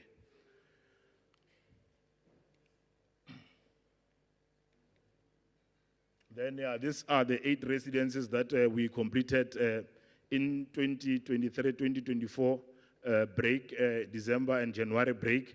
We did several alterations in these residences, be it your painting, installation of bathtubs, your kitchen renovations, your painting around corridors, painting in the rooms, tiling on the floors. So we did different scopes in the different residences. I will also touch on how each was completed. And then here we had the project team that we compiled to look at the project. In terms of its planning, we initiated the project by getting everybody into the boardroom. We discussed the issues that we had around the projects, what students are facing, the conditions and the challenges around those residences. How do we make them business competitive? So we clearly defined the baseline of what we wanted to do in our initiation in terms of planning. So the planning went quite well, mainly because some of the 8 residences have been completed already. So we are in, I think our COO touched that, we are in a program. We are running the resident renewal as a program rather than as a project. So we took it into phases and divided into implementation phases. And then in terms of planning, colleagues, that's where we defined the plans of what we are going to do, started to do detailed planning and started to ensure that we had a steering committee to try and build and guide the project team in order to achieve, because as we are aware, UJ is structured in 4 campuses, the residents are in 4 campuses, so it needed a lot of coordination to do around the campuses. But also in terms of the quality, we are very strict in terms of quality. So in our planning, we look at the type of materials that we are looking for. We prescribe them in our BOQ. So we are proactive in terms of trying to ensure that the end product is what we require. Then we went into design. Design is when we started to now put the theory into pictures. We started to develop the demolition plans around the bathrooms, around the kitchen, and then did implementation plans. We had all our deliverables clearly defined in our BOQs, so that at least it is easy for contractors to be able to price on our things. So we had all our deliverables in the BOQs, because all of the 8 projects that we've implemented, it's only one that we had a variation order. All the 7 had project savings in terms of the contingency budget that we had provisioned on that project. So we had even though we had to plan the project within 2 months and take it into procurement, based on the fact that the decision to renew the residences came last year around May, so we started the planning in June. But in November, we had 8 suppliers already appointed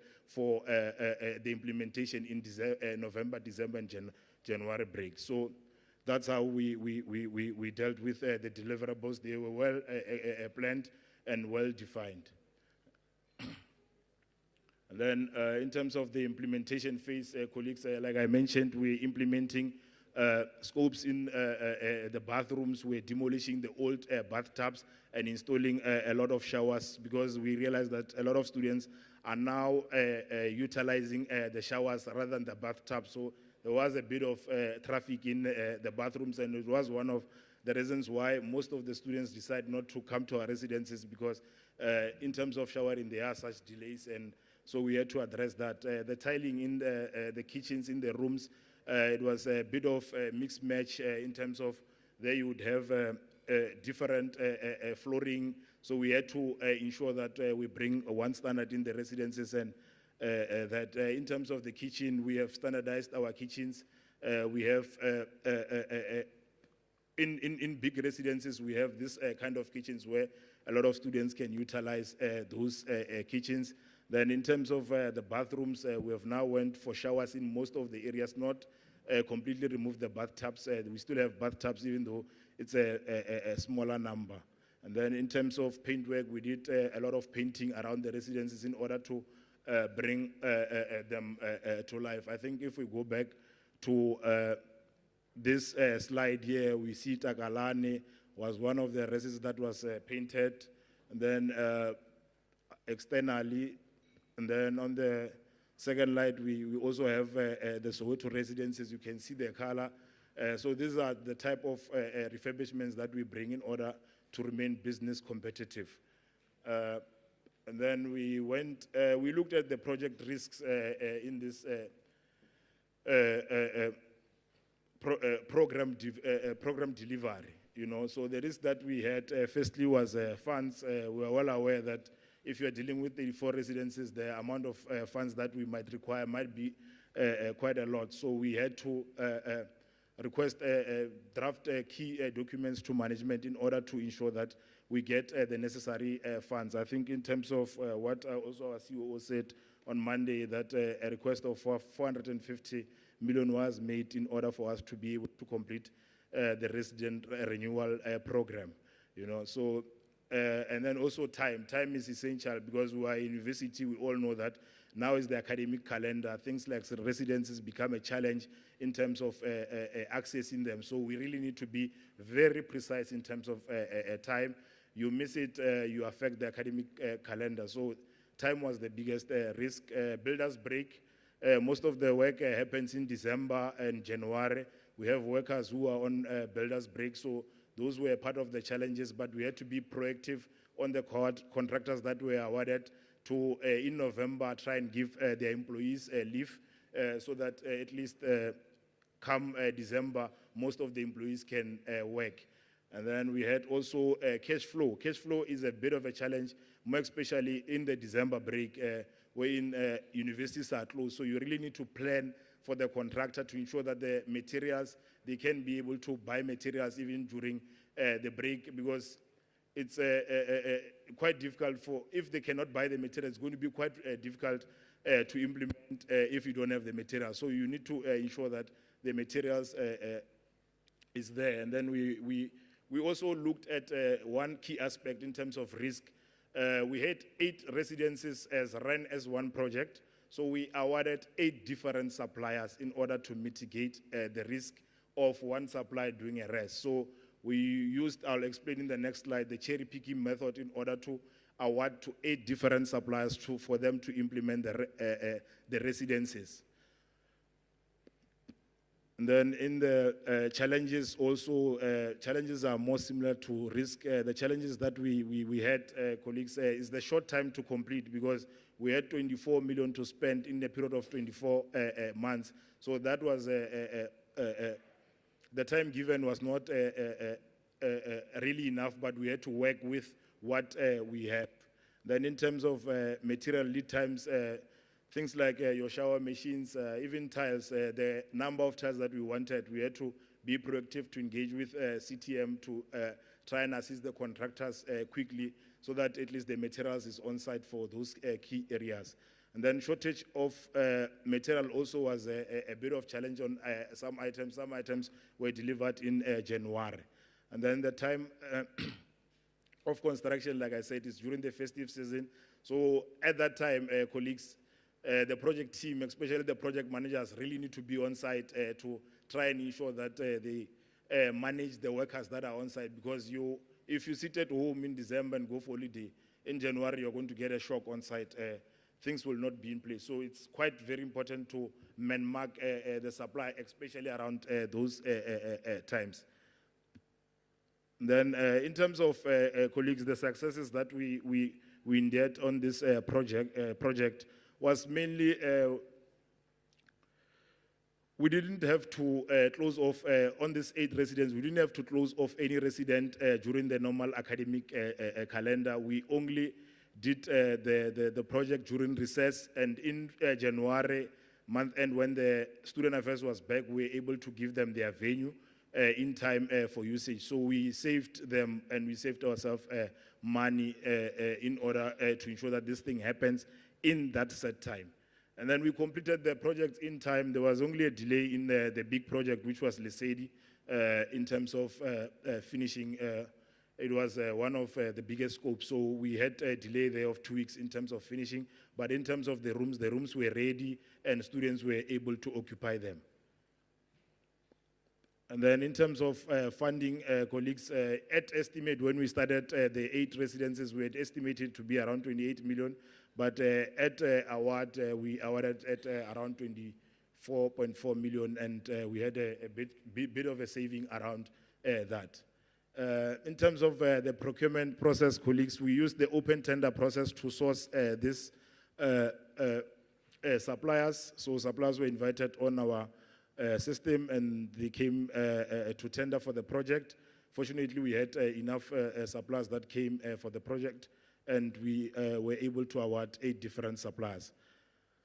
And then we used the cherry picking method, where one supplier, if you're awarded for one resident, will not be able to be awarded for the other resident, in order to ensure that they do not split themselves and you find that the other resident is going well, the other one is not going well. So we awarded it to one supplier per resident.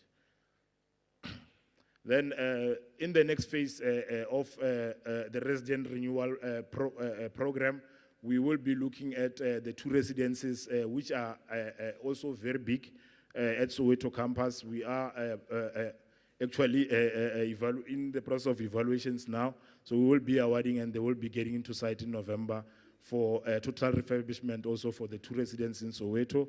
And then we have one planned for the first term in Grootstad in APB, which we would do it per phase. So it will happen during the academic program. And then we have 3 projects that are in consulting phase, which those 3 residences do not meet the current norms and standard.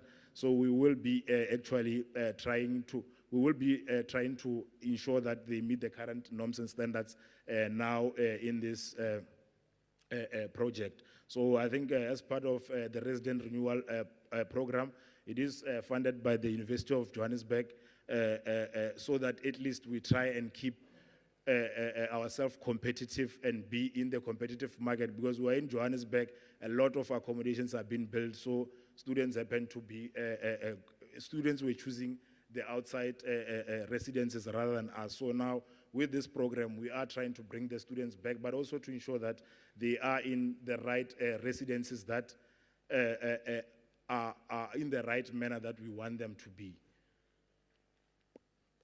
The last slide, colleagues, I will just say thank you, and then I'll open up hands for any questions. Thanks a lot. Yeah. Thank you very much, Kucho. One of the things you've mentioned is compliance to minimum norms and standards. So it's quite exciting to learn that most of your residences do comply now after this program. And I'm happy D-Head is here, is listening. Tiamo. Colleagues, questions? 3 questions only. There's one hand to this side, second hand there, and there's a gentleman, I'll take 4. The 2 hands there, this side, yeah. A mic this side, please. Can we give a lady a mic?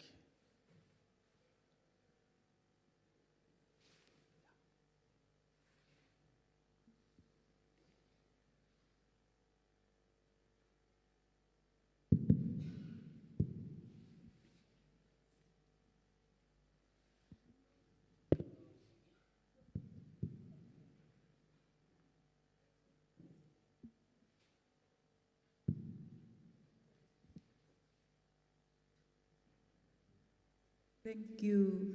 I've got 2 questions. I'll be fast now. Okay. Now that you've opted to use the showers instead of bathtubs, do you experience any challenges in terms of the usage of water? That's first one. Remember, when you're using a shower, sometimes you can even sink there and then it's like pouring on you. It's like you are in a sea. So I just want to find out if you experience any challenges when it comes to water. And then if yes, how do you address that issue? Secondly, during demolishing, when do you do that activity? Is it during the recess or while the students are there? If you're doing it while the students are there, any measures that you look at in terms of OHS issues or requirements? Thank you. Oh, okay. Yeah, thanks for the question. I think the first question, come again? The showers, oh yeah, in terms of the water and the showers. Look, we're in Johannesburg currently, we are struggling in terms of water. It's a big problem in terms of water, but I think we have not went to a step where we are now assessing in terms of what we previously used to consume as versus what we're consuming now. But I think we do have a very key sustainability department. I think I'll ask them to take on that assessment. But I think in terms of showers, in terms of showers, students are using the showers because it saves them time rather than bathtubs. And also in terms of cleaning, because most students would, before they arrive, find the bathtub very dirty, and that would actually be causing problems for them to go bath. The resident manager would have issues in terms of that. So we have actually now saved time and complaints around the bathtubs, and students not having to wait much longer for the other one to finish in order to come in, because in terms of a bathtub, the space is too big. So in that space, most of the areas we have now increased the capacity in terms of how many students we can be able to accommodate. Yeah, in terms of demolition, it mainly depends. In the resident, the 8 projects that we have completed them during the recess period. But like I said, there's one that we're planning to do it during the academic period next year. But in that resident, what we are going to do is one block will be then not, one block, they will not accommodate students. Then we'll start with that block. Once we're done with that block, we'll be able to move students in that block and go to their block. And then the other block, so it will be just, once the other block is done, they'll be able to come to that block. So there is no construction that will happen when students are in those rooms. So any measures that you take place in terms of the adjacent buildings while you're doing that activity? Yes, when we are working on that building, yes, all safety rules apply. So we barricade the site. No one will be allowed on the site, because on that resident that I'm speaking of, it's got 3 blocks. So we are going to barricade one block and work on that block until we're done, then be able to move the students and then start with this other block. Okay, but it's not about barricading, ne? But the activity itself. The activity of? Demolishing.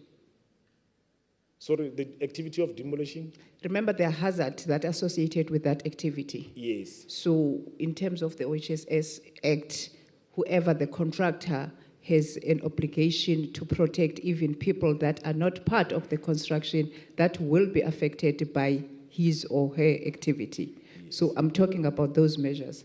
Yes. Because there are adjacent other buildings. Yes, we do have what do you call an OHS department that carries the safety of each site before the contractor comes to site. So before every project starts, we have a safety file approval that we have to go through. So the contractor is therefore guided by the occupational health and safety of all risks that need to be mitigated in order for him to be able to work on the site safely. We'll come to you, and that Tiamo will go to the next. Good morning, Mr. Ramutla. Good morning, colleagues. My name is Gwanga Chesle from Northwest University. Mr. Ramutla is one of, hello, over here. So, as one of the former employees of one of your contractors, I can attest to your quality standards. I just wanted to find out, in terms of determining you need, you said you started with 8 buildings. How do you make that determination and motivation to your leaders as to, we need to start with 8 buildings? Obviously, you don't have 8 buildings to start with. You'll have more than 8. So how do you make that determination? Is it policy-driven? Is it finance-driven? How do you just come to your leaders and say, we're going to start with these 8 buildings, please give us the money for that? Thank you. No, thanks. I think in terms of that one, what we did, we analyzed the residences with our internal team. Then after analyzing the residents with our internal team, we realized that there are those that are small in terms of even amounts. They are small in terms of complexity. Then we asked the internal team to look at those. Then there are those that do not comply with the norms and standards. Therefore, we appointed consultants to look at that. So that's how we are classifying them, to say which one is manageable. The designs are not complicated. Can we take it internally, or do we have to take it externally? But also even based on amounts, we're looking at them also based on amounts that when the amount is quite high, rather bring in a professional team so that we'll be able to manage the project successfully. If I can just add there, colleagues, I happen to be working at UJ at the time. It's not only 8 that is on the pipeline. There's a long list, up to 2030 even. So what the university did, they only approved the top priority ones for now, and then the next phase will include others that may not have been a crisis at the time. Are you ready? Is the mic ready for this side? Ndate Tsiamo, if we can have, yes. Thank you for the presentation, Kuzo. I think I saw one of your slides, if I'm not mistaken, saying Soweto residences, some of the Soweto residences do not need any attention. Yes. If that is true, what I saw, can we just ask you to clarify what does it mean that the residences do not need any attention? Is there perhaps no preventative maintenance plan in place? Thank you.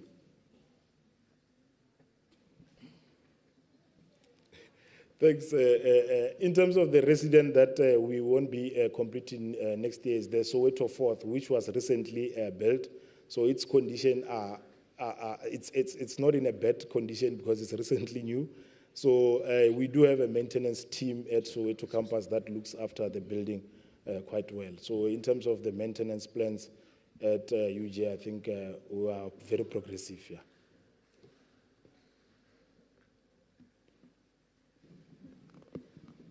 Which other question didn't I answer? Ndate Moleme is suggesting that perhaps because you don't have a backlog program that incorporates the 4 residences in Soweto, that then by implication, there is no maintenance program on them. The response is that, just like the other residences, there is an intensive maintenance ongoing program for all residences. The ones that were focused on required an extensive backlog maintenance. Those buildings are relatively new and are relatively in a great condition, and they're maintained well. I think the gentleman is about to hijack the mic. There was a lady there, but be brief, please, and then because we don't have time now. Okay. Good morning, colleagues. Bernard Mateba from University of Limpopo. I just want to know about those revamped residences. Did they meet all requirements in terms of disability access? Thanks. In terms of the University of Johannesburg, we do have, in every campus, we do have a PWD-friendly res. So, for example, at the residence that I just displayed, we have Faranani residence, which complies to all the norms and standards in terms of PWD. So all our PWD students stay in that resident. So we do have every campus we do, even now at the Auckland Park campus, due to capacity in Faranani, we are making a certain floor in another resident to be PWD compliant. For instance, if I'm disabled, I want to maybe to visit someone there. So what can you please explain to me if I need to see someone there? There is a universal access program that has addressed that very concern you are raising. You cannot say you've done enough. However, yes, I can say if you decided to, if you have friends, obviously they can have access to the residence. There are special residences, special rooms that are catered for in many of the residences where we would cater for them specifically as residents. But then by and large, the university has focused on universal access so that all people can access all amenities, even at student centers and so on, that all students have a full university experience.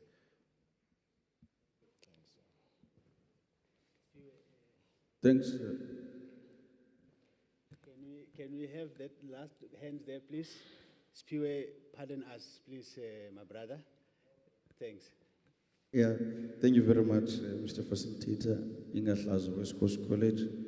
There was a very interesting point there, Mr. Kutso, that it was posed as a risk in your presentation that you would have to work to these revamps over the festive season.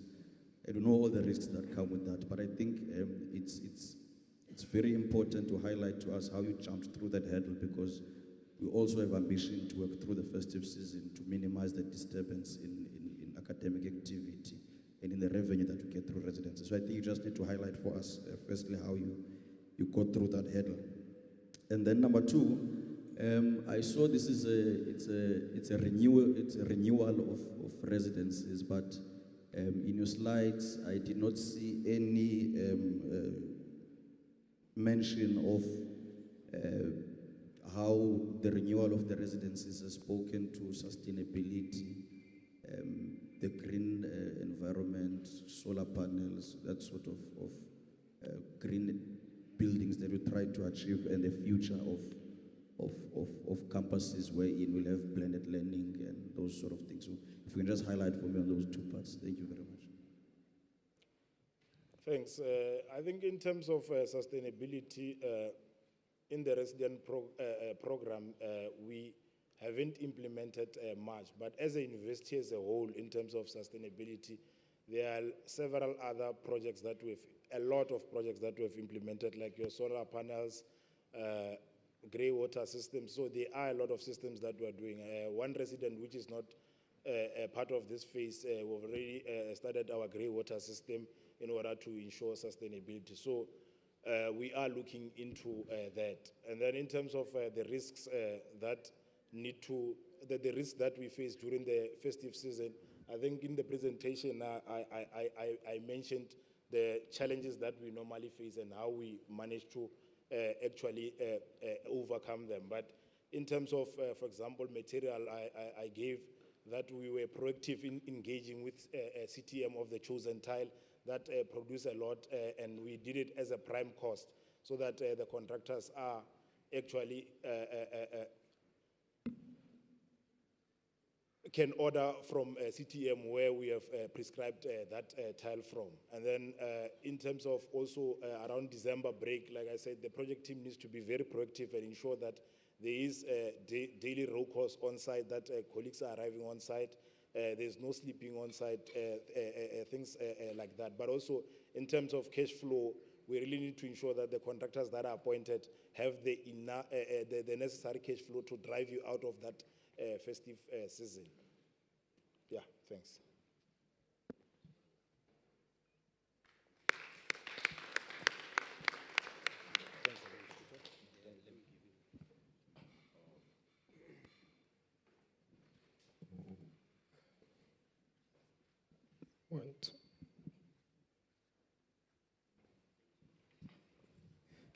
Thanks, thank you very much, colleagues. Thanks, Kucho, for a wonderful presentation and the interactions. Colleagues, we have come to a point where I will have to say to you, it's tea break. Yeah, so let's have a 15 minutes break, colleagues. If you can maybe make your tea and come back, have a seat, so that the next presentation can start right away because we need to catch up with time. Thank you very much.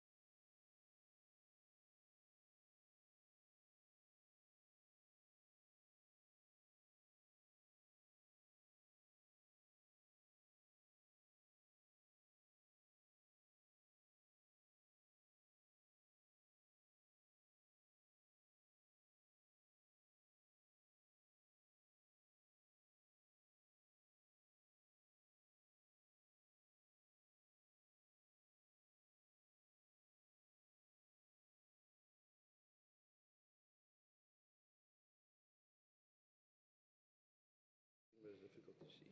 And then the down button goes to the next clip. Okay.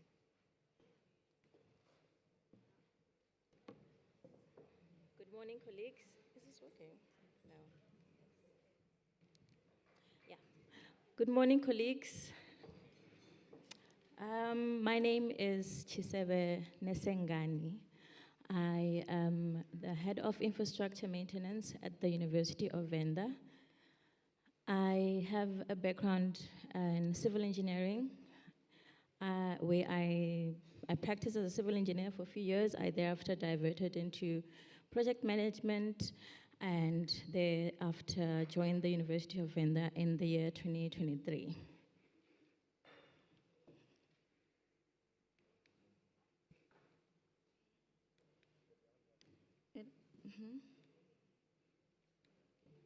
It's not going. Oh, do I point there? No, you can. Yeah, there. Okay.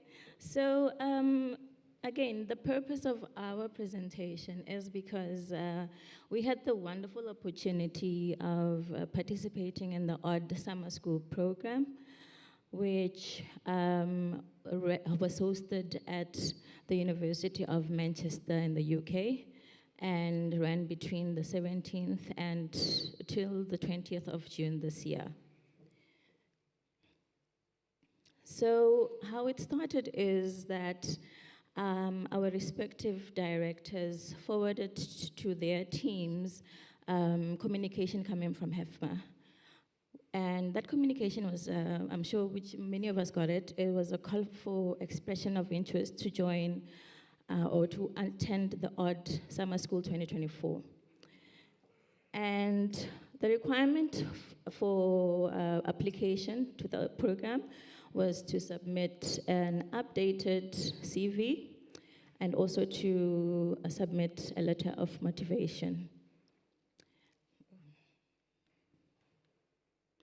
So as we stand here, we're very fortunate in that our applications were both successful. We thereafter received letters of acceptance into the program from Hefma. So following from the acceptance into the program from Hefma, there were also other procedures that we had to undergo within our respective institutions. I'll make an example with my institution. A requirement by Hefma was that your line manager or your institution had to provide a letter which indicated that they would support you or were in agreement in you participating in the program. I was very fortunate in that my director drafted that letter and also submitted it to Hefma. Other procedures that I had to undergo were getting permission from the institution itself. That included memos that had signatories from the DVC as well as the VC. So I'm very glad that procedure went very smoothly. Another thing that I have to highlight is that in order to be successful or to successfully attend this program, you have to have the backing of your team. So my team was supportive in that they were able to hold the fort in my absence. And I just have to also highlight that another contribution that our institutions made was that they had to fund the flights or the cabs and all the driving. So they basically had to take you to the event venue.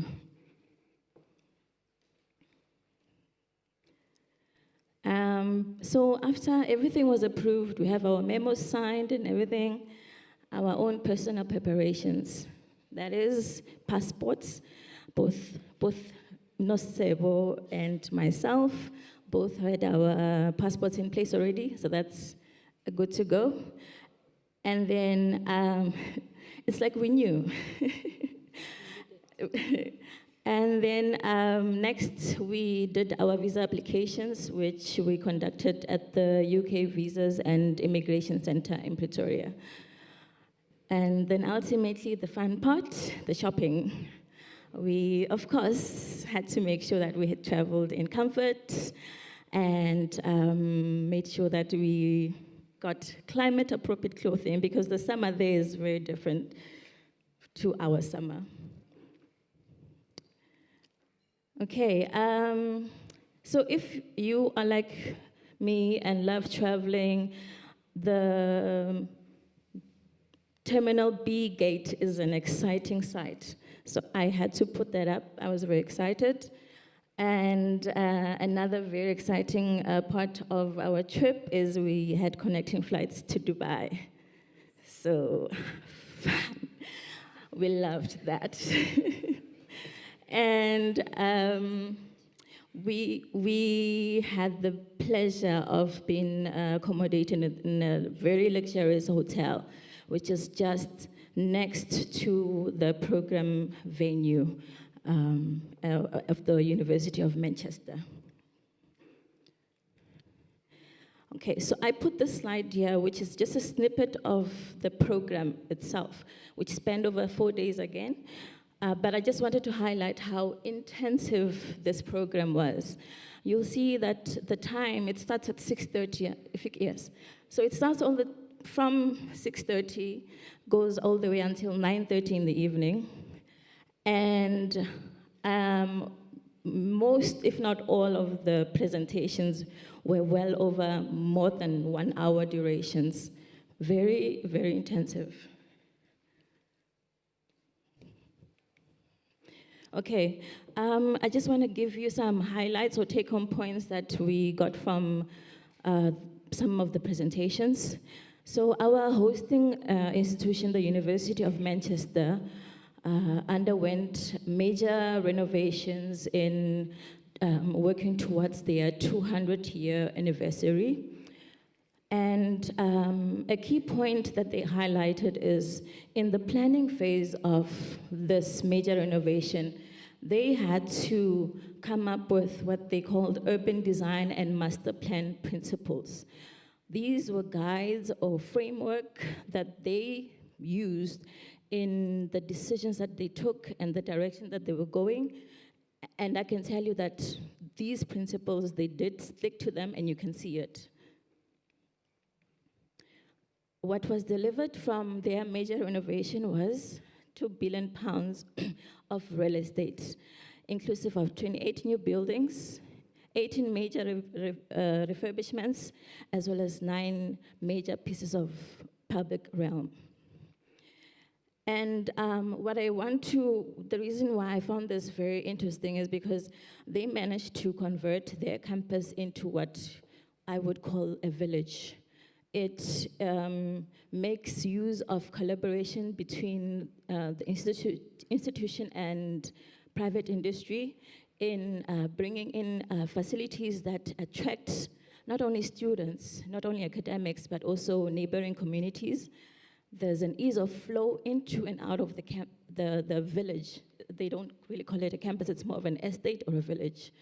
So it becomes a very vibrant place to be in.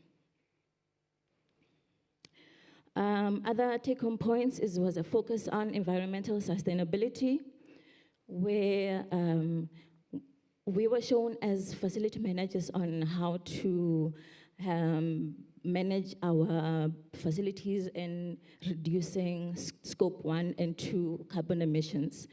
And that was just to show us how to bring our buildings into a state of self-reliance, where you put in efforts to make sure that your building knows how to, or ends up being able to cool itself down and also heat itself up when needed. Other points for environmental sustainability that can be efforts outside of facility management includes supply chain resilience, where facility managers can ensure that all the equipment, services that they acquire from supply chain are from local service providers. One of my favorite presentations was how to hold a room. So this was a presentation on how to present, how to be most effective in presentation. And the presenter was able to show us how most of a bulk of your visual, how the visuals and that your physics and your presentation, that makes up the bulk of your presentation or your communication to the audience. And then finally, what we were shown was that the HE at the UK, they have managed to define what they call 9 protected characteristics. And then I found this interesting because all of those, what they call characteristics, are also sensitivities that we as facility managers find that we have to consider when managing and producing our infrastructure. Okay, so I just wanted to put this video in just to display how the setup was. So we arrived, and then on the first day, they put us in groups. And these are the groups that we've been assigned to also, there's a project that we have to submit, and with the hopes of finally winning, and the winner then gets the opportunity to attend the upcoming conference in the UK. And if I can just highlight that from this experience, a contribution that we are making or are able to make towards Hefma from this experience of ours is in contributing towards the vision of Hefma. We are then from the points that we've derived from this program, we are able to ensure that our facilities are ultimately first-class facilities. Also, in ensuring that ultimately at some point there is some sort of uniformity across all institutions in the Southern Africa. Thank you. I'll now hand over to Nosabelo.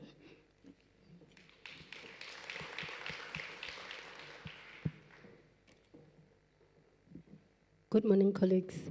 My name is Nosabelo Nyawo. I'm the project manager from Tshwane South TVET College.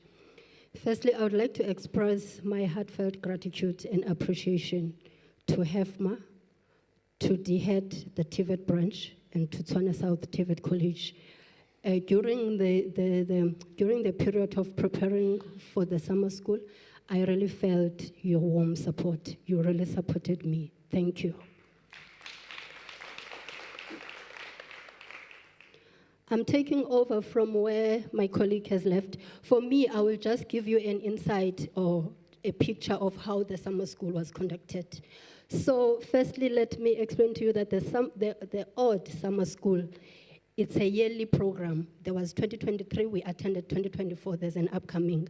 So the aim of this summer school is to develop emerging managers in the facilities management or the estate. So they are developing the upcoming managers, and their goal is to equip the managers okay, let me talk from the college. I'm the facilities manager and I'm the ASD. So the aim is to equip me from being an ASD to deputy director to director up to the executive. So what their goal is that at the end of the program, you are able to move from one position to the other. That is self-development. So as my colleague has mentioned, it was hosted by the University of Manchester in the United Kingdom. We went through Dubai, and for me, for the very first time, I had to feel the British pound. That is a very powerful currency. We will over and over emphasize how the experience was. It was great. It was amazing. So taking you back to the class, the speakers that were there, we had different speakers, but mostly from the industry and from the higher education institutions. So they had vast knowledge, and you could tell that this is their everyday work. This is their everyday work from the industry. They were sharing normally their knowledge. Tisebe has mentioned that our program started from 6:30 to 9:30, and I will add that they were fully packed with interesting, insightful content and aspects from facilities management were deliberated on. That is us in class. We are smiling. It was good. So among different topics that were discussed, I reflected around the following because I found them relevant to the TVET sector where I'm managing the projects. So they took us through creating a world-class campus, space exploration and management, digital transformation of estates and facilities, and the key challenges they are facing. So from the program, these are the key. They can bear me witness, my colleagues here. We all envision a world-class and sustainable campus, as well as the digital transformation. If you still remember the principals that spoke on Monday, they were all reflecting on, we want to have blended learning. We want to have teaching digitalization in teaching and learning. Yes. So yeah, that was the relevance I found. And myself, being an aspiring researcher in my own space, I'm an aspiring researcher. Hopefully tomorrow I'll be a full researcher because I'm a PhD candidate at the Great UJ. So this comparison, I did it based on the research side. So from the research point of view, I observed that our research areas, they differ, comparing South Africa to to UK. So UK, what I observed is that their key focus during that area, during that time, according to the speakers that spoke there, their main focus is on space management and carbon emission. And to some extent, they want to have a full occupation and utilization of space and yet achieve the net zero carbon. While on the other side, South Africa, our main focus is driven by the evolution, this rapid evolution of the 4IR. So we are focusing on digitalization, integrating technology in our facilities management, in our industry, the built environment, and in the learning and teaching. That is our digital pedagogy. We wish one day we can have cybergogy, we digitalize our pedagogy. And yeah, so currently, especially from last year, we're exploring the building information modeling, your AI, artificial intelligence, all the technologies. So colleagues, my observation was that our research key focus is not the same. It's different from UK and South Africa. Let me stand this way. Okay. As much as there was much difference that I picked up, as I was seated listening to the speakers, I also observed that there are similarities, especially from the speakers that are based in the higher education space, because they reported that they have backlog of facilities management, budget constraints, their infrastructure is depleted in some parts of the UK, but not Manchester, not the University of Manchester. The space utilization issues, hiring challenges, and limited fundings. These challenges, we face them every day. If we're going to be talking about them on a daily basis, that will be overemphasis, but they are similar as we speak. Sorry. And my colleague mentioned that we were grouped into eight group members. We are busy in a project that we must finalize and submit in November and present in December. And it's a competition. We are in different groups. If she wins, she'll go back. If I win, I'll go back. So for me, the title for my own group is Innovations Trending in Supply Chain Management. So that is what we are busy with the colleagues from UK. And in conclusion, colleagues, allow me to reflect on my key insight now. I gave myself an opportunity to walk to town, to the CBD, and this for me was a key insight because I realized that their level of adoption for technology is a bit advanced compared to us in South Africa.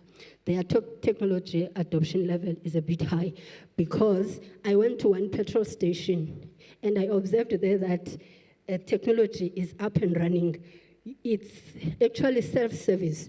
You are able to put your car, you fill in with fuel, and then you pay in the machine without seeing the petrol attendant.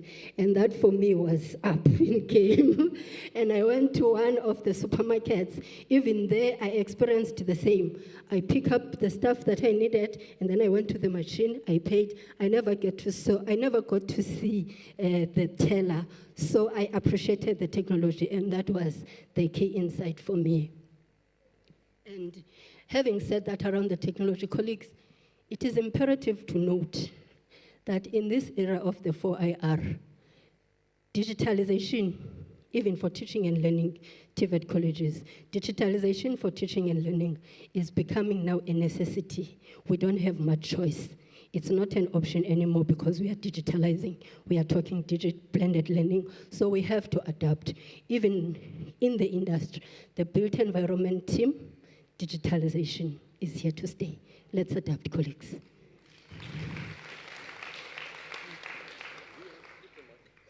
Okay, do I have minutes? Thank you very much for the presentations. Some questions. There's Dr. Joe. There's number 2. We'll take one more, 3. Okay, gone. We stick to 2 questions. One, Dr. Joe there. Again, a key takeoff for this is similarities, share of knowledge, use of data. It's prominent, and I think in every presentation. So thank you very much, ladies. I hope you enjoyed the trip overseas. Dr. Joe. Thanks, Chair. I'll start with 1 or 2 comments. One of the advice I need to give to us all is that as IF members, the executive does send invites so that people, membership here, can apply for the old summer school. But some of the IF members don't do that. I think it's an appeal that let's avail this so that our members can apply, or maybe choose members in your team who can apply for that. That's one thing that I need to just appeal. The second one is that since this program was running, we have had a number of people going to Odd. One of the sad things is that some of the people that we send to Odd, when they come back, they resign from institutions, they go away with the monies that we paid for the summer school. The other point is that, Chair, it's pleasing also to know that our previous people that we send, 2 of them they're group 1, and I think we did send them back. I think Connie went last year because of the task or the project that they were given. Maybe it might have been good to hear what was done in the second round that she went, but I think I'm just raising it. But the question that I want to ask the 2 is just a simple thing. In the project that we're given at the Old Summer School, how far are you with that? Because I know, or I heard that you mentioned that is supposed to be sent in November. I think it's 2 weeks from now. Are we far, or are we completing? Maybe for interest's sake. Thanks, Chair. Okay.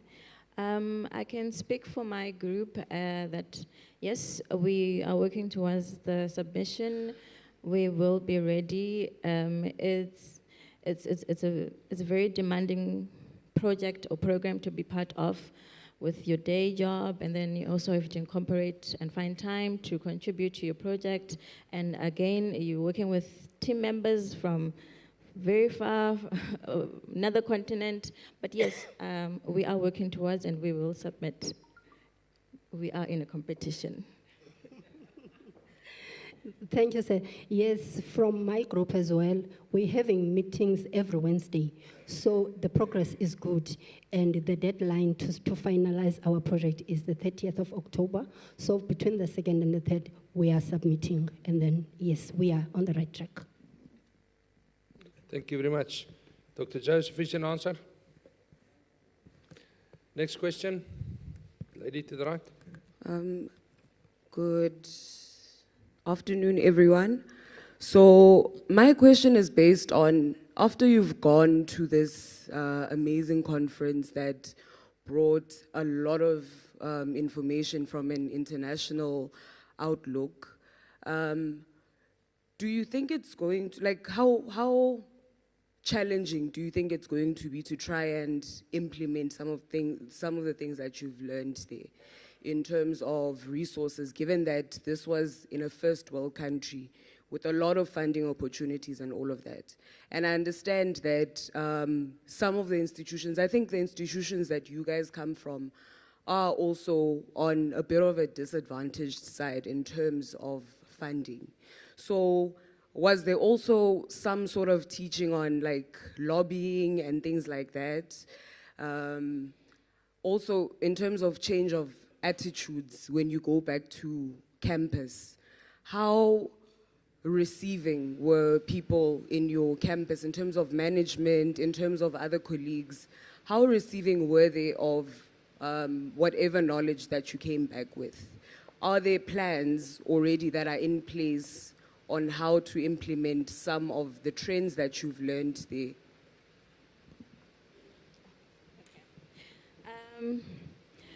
For me, I'll say that I've joined the university at a very exciting time. We are developing. I will self-proclaim that we are the most developing at the fastest rate as compared to other universities. So how we implement change, for me, I find that it's in the little things. You don't need to come with this big task that's trying to emulate what the first world is doing, but it's in the little things. I'll make an example. Refurbishing a building right now, which was previously a building that was just office space, which hosted academics. And we are taking a turn. We are now making it an open space with somehow managing to achieve the privacy that academics require. But in making sure that the space holds more people, it's more inclusive, it has open spaces. So it's in the small things. Funding will come, but I think with the everyday work that you're doing, you find a way to impart whatever knowledge, because knowledge becomes part of you. You can't then just switch it off. You have to implement as you go. Okay, thank you. From my side, from the TVET College, and personally as myself, my answer will be twofold. Let me start with the TVET. From my work, at my work, I can try to transfer the skills, but obviously the TVET College is not is in that level. So I will not put myself under pressure to simulate what I saw in the University of Manchester. However, the skill that I learned and the knowledge around managing the project and the maintenance is applicable. That's number one. Number two, the knowledge that I got there, it will help, it will come in handy, kakulu, mostly in my personal development. As I said, I'm an aspiring researcher. The people that were, the speakers there, have knowledge and experience in research. Already, I have started to use some of the inputs that I got there. And I also hope that I will also contribute to Hefma. In conferences like this, I do contribute in the industry. Like last year, the South African QSP, I contributed. The SACP-CMP, I contributed. So this is my contribution. I contribute to knowledge, to the body of knowledge of the industry. In the QS conference, I presented my conference paper from my dissertation, and allow me to brag, I was awarded the best digitalization and sustainability paper award. So, Mr. Mzolo, I want to give you that comfort as well, and have my exco. For me, the development and the knowledge that I got from University of Manchester is applicable. I will apply it to Hefma, the conferences and the knowledge sharing. Thank you. Thank you very much. Would Amandla be the right word to end that speech? Another round of applause. Thank you very much.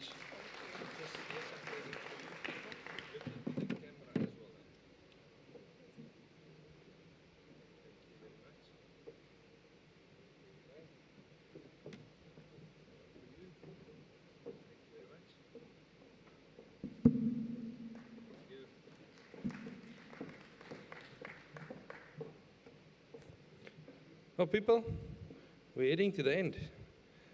The race is only 2 stops away. So the next presenter is Mr. Manfred Braun, the Director from Environmental Sustainability in the University of Cape Town. He's going to tell us a bit more about campus as a living lab for sustainability. So, Manfred, if you want to come to the stage.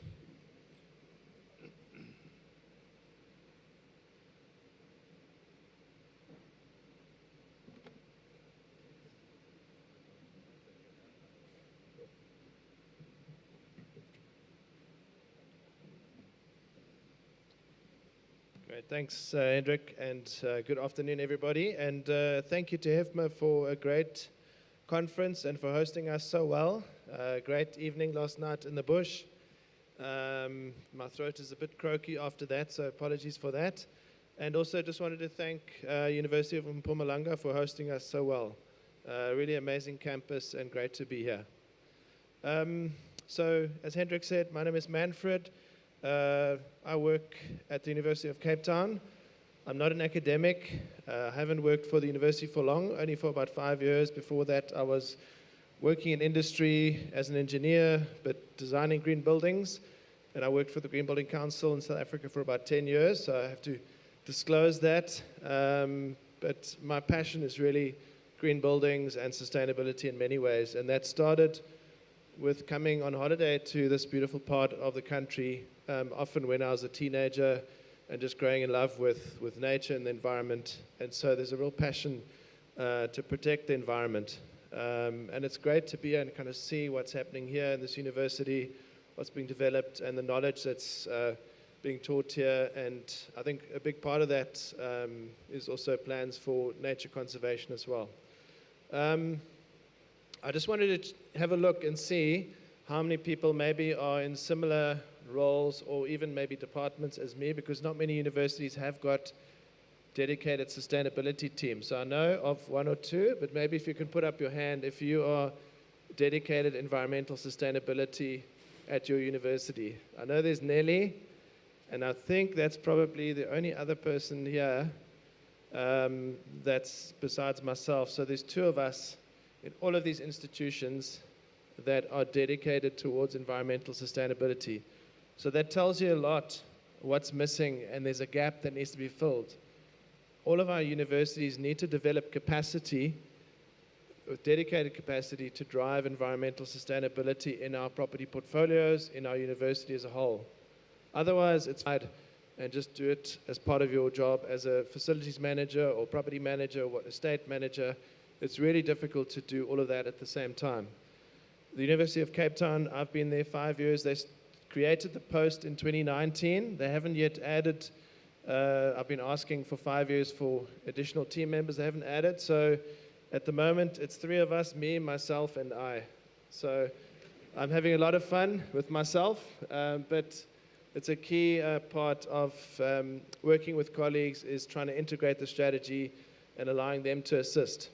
So I put up this is a traditional photo of the University of Cape Town, and it's an amazing university, a lot of history, but also very old, similar challenges to Wits, Stellenbosch, with a lot of old buildings that are very difficult to maintain, costly heritage restrictions, things like that. But so that's the context, that's how we market ourselves, but the reality is this is the city we live in, and this is the case for many of us, the context that we live in as a South African city and universities, colleges. We live and we have millions of people still living in informal settlements and really struggling with access to education. This is the environment we live in. We have little resources. We've been talking about that in the previous presentation as well. But yet, because we're digitally connected, we actually are competing at a global level. And we see what's happening in other universities globally, and we wish we could have that at our university. And so that's one of the challenges that we face, is every day we go to our place of work, we see what's happening around the world, on social media, wherever, at conferences like this, and we kind of wish and dream that it could be our university. So it's quite tough being in that space and working in this environment that we're all working in. And so we have to be realistic, but we South Africans, we know how to mark a plan, we make a plan, and we get creative. We can do a lot more with a lot less. And so how do we create a campus that can be a living lab? Because remember, the campus is for the students. That's who it is for. So how do we actually allow the facilities to be an opportunity to learn as well? It's not just the actual space that we're creating, but the fact that we're creating a sustainable campus can be a learning opportunity.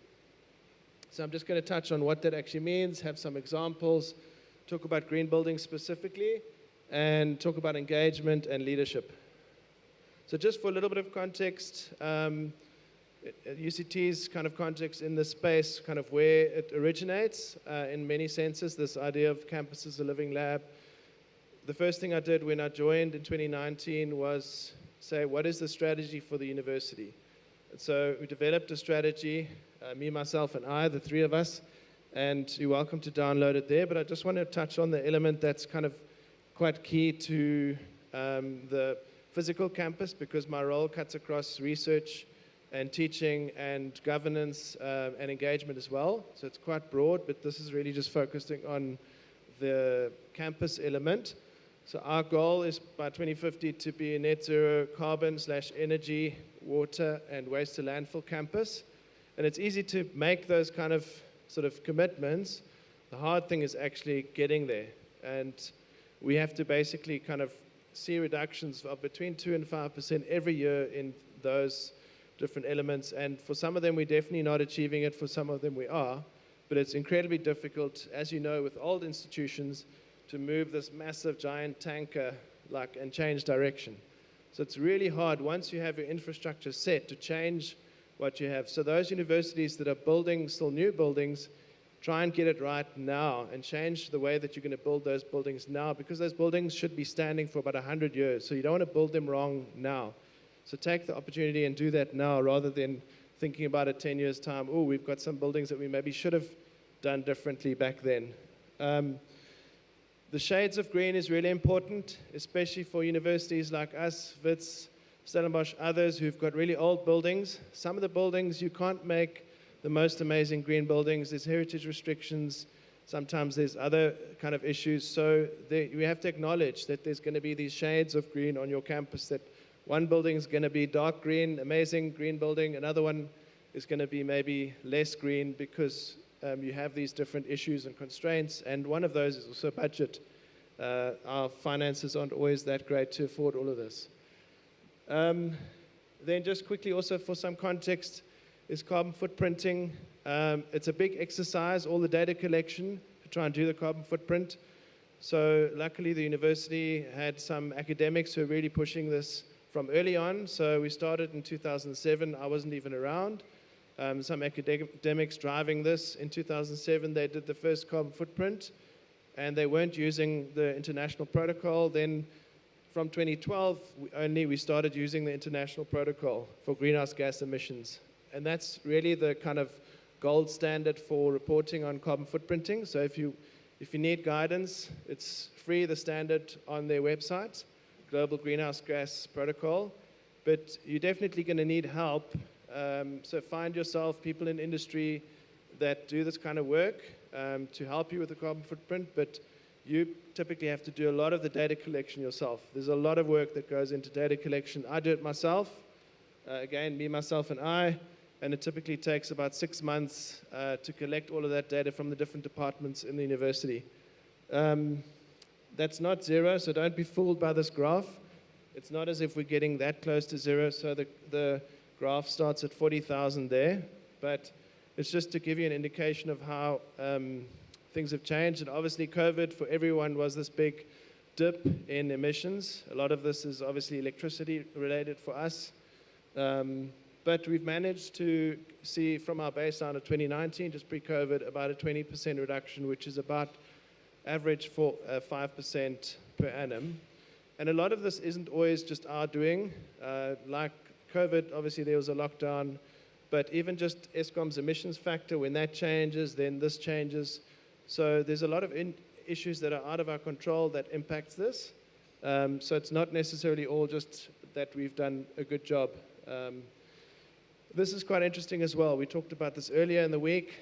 So we've done a lot of work on scope 3 emissions, which is kind of your procurement, what you're purchasing. And if you look at that, basically now half of our emissions are scope 3, which is through procurement, your goods and services and everything that you're buying, and even your construction, the buildings that you build, the embodied carbon of those buildings. So more and more as we dig into, oh, there goes my audio, sorry. More and more as we dig into the scope 3 elements, we just find more data and we realize it gets bigger, bigger. And that is comparable with a lot of international universities where their scope 3 is actually the biggest part of their carbon footprint. It's not mandatory in a sense of the global greenhouse gas protocol. So 1 and 2 is really what you should be reporting, and 3 is what you have the least control over. But that just gives you a little bit of a sense of your overall footprint and how big the scope 3 is. And so procurement plays a big role. So if you're sitting here and you're in your procurement department, take note that you can have a big influence over your university's footprint. Thanks. If you influence your contracts and the way that you purchase at the university. Okay. And you're welcome, if anyone wants more information, you're welcome to chat to me. I'm happy to help and give you any advice I can around carbon footprinting, and others in the room that are also doing it. I know Stellenbosch is doing it, UFS, and a couple of you are doing it as well. So we need to kind of help each other in this space. So what is a living lab for sustainability? And some of you are maybe familiar with this, but it's really where these things come together. Sorry, the audio isn't great, eh? Yeah, okay. Can you guys hear me now or not? Would I rather use this one? Okay, sorry, I'll use this one. Okay. So you kind of have this intersection of the education, research, and the campus facilities. Can you guys hear me at the back? Is it okay? Okay, cool. And so you have this opportunity where these things intersect, that your campus can form a platform for teaching, but also for research. And that's kind of really the gist of it. I'm not going to go into detail through all of that, but the slides will be obviously available, so you can chat in more detail. But I think it'll come alive as I share a few examples of this and how we're trying to do it on our campus. So green buildings, I'll chat a little bit more about green buildings, are a big part of that because they are physical. That's where students spend most of their time inside our buildings, are a big part. And so we give access to any student, give them access to data. So if they want data on energy consumption, water consumption, drawings, anything that happened with that building. So for example, this building here, the construction students had access to the project data during the construction process. They came to site, they visited the site. Once it was constructed, we've got some electrical engineering students that have been studying the solar PV system. And the gentleman on the left produced a paper. He's doing his master's. So he produced a paper on UCT's solar PV facilities. You can have a look. The link is there to the conference paper. He's doing his master's at the moment, and he's now analyzing the entire kind of and modeling UCT's energy consumption as a whole and how we're going to get to net zero as a campus. So it's kind of allowing the campus infrastructure to be part of their studies, giving them access to that information. Another really exciting project for us, and something that we're working very closely with the research institute at UCT called Future Water, is a big water project funded through DHET, which has got a number of different projects, but one of them is a sewage water treatment facility that we are going to be building in between all the reses, next to Kapana Res. I don't know if any of you know UCT. There's a big open space, and what we're creating there is not just a water treatment facility, but a small sort of opportunity to actually educate students about water treatment and the importance of water treatment, and that water is a really important resource, and then giving access to students to that, all of that information, creating research opportunities around that. The recycled water will be used for toilet flushing and for irrigation. We didn't want to go kind of the next level to use it, recycle for drinking water, just because then every day you have this risk there that you could have water quality issues and your students are drinking the water. So we're kind of stopping at the level of recycling for irrigation and toilet flushing. But that's kind of a lot of water in itself that we're recycling. So it'll be a great opportunity for reducing water consumption, but also for teaching and learning and amazing research projects coming out of that. The other example that I wanted to share, and I'm sure some of you work in the space, is your cleaning products. A lot of those cleaning products are potentially really harmful to your cleaning staff, whether it's kind of in terms of what is released into the air or what their skin comes into contact with, and then also anyone entering the space. Often there's toxins in that, and we don't even know about it. And so I worked with a master's student in the Faculty of Health Sciences to help me just do an analysis of all the cleaning products, and then contact a whole bunch of suppliers, ask them for the contents, and that was quite difficult. A lot of the suppliers didn't want to actually disclose the contents. They'll give you a safety sheet, but didn't want to enclose contents. So then we were kind of at an impasse with some of the suppliers. And then we had to kind of lean on eco-labels. So we had to find products that actually had eco-labeled their product. So what that means is, so for example, Eco-Choice in South Africa has got laboratories, and the suppliers then will send their product to the laboratory, get tested, and then the eco-labeling company actually verifies the credentials of those cleaning products. So then they don't have to disclose all of that information to us or to any of you, but they just disclose it to the Eco-Choice company that verifies those claims. And so we kind of have those certificates, and we can trust kind of what's in there. Certain products are not allowed, certain chemicals. So it's another way of being able to verify that the product's actually valid. So we've now, at the end of last year, converted and switched to all of those cleaning products and rolling that out across all campuses. But the great thing was an opportunity for a student also to get involved. That student then after that got a job with Metropolitan as a sustainability coordinator in that team. So suddenly it kind of creates opportunities for students, the fact that they actually can do this type of research on campus, on facilities. Another project that a previous Vice Chancellor launched was a 5-year project, Kusela Kamva, which means Secure the Future, which was really a research project but focused on campus facilities. So it's kind of intensive research, but a lot of engagement as well, and then trying to create living labs on campus. That photo there is a small sort of solar PV shade roof parking structure with our electric car busy charging there. If you want to chat to me about EVs as well, it's a big challenge. South Africa's grid is not decarbonized. We know that we ride heavily on Eskom. So EVs is not always necessarily the right solution for you, especially if you think about charging, how much energy goes into it. But it's definitely worth considering if you've got the capacity for solar power. Then what we've done, that we got done really affordably. A web designer did this website for us for 20,000 Rand.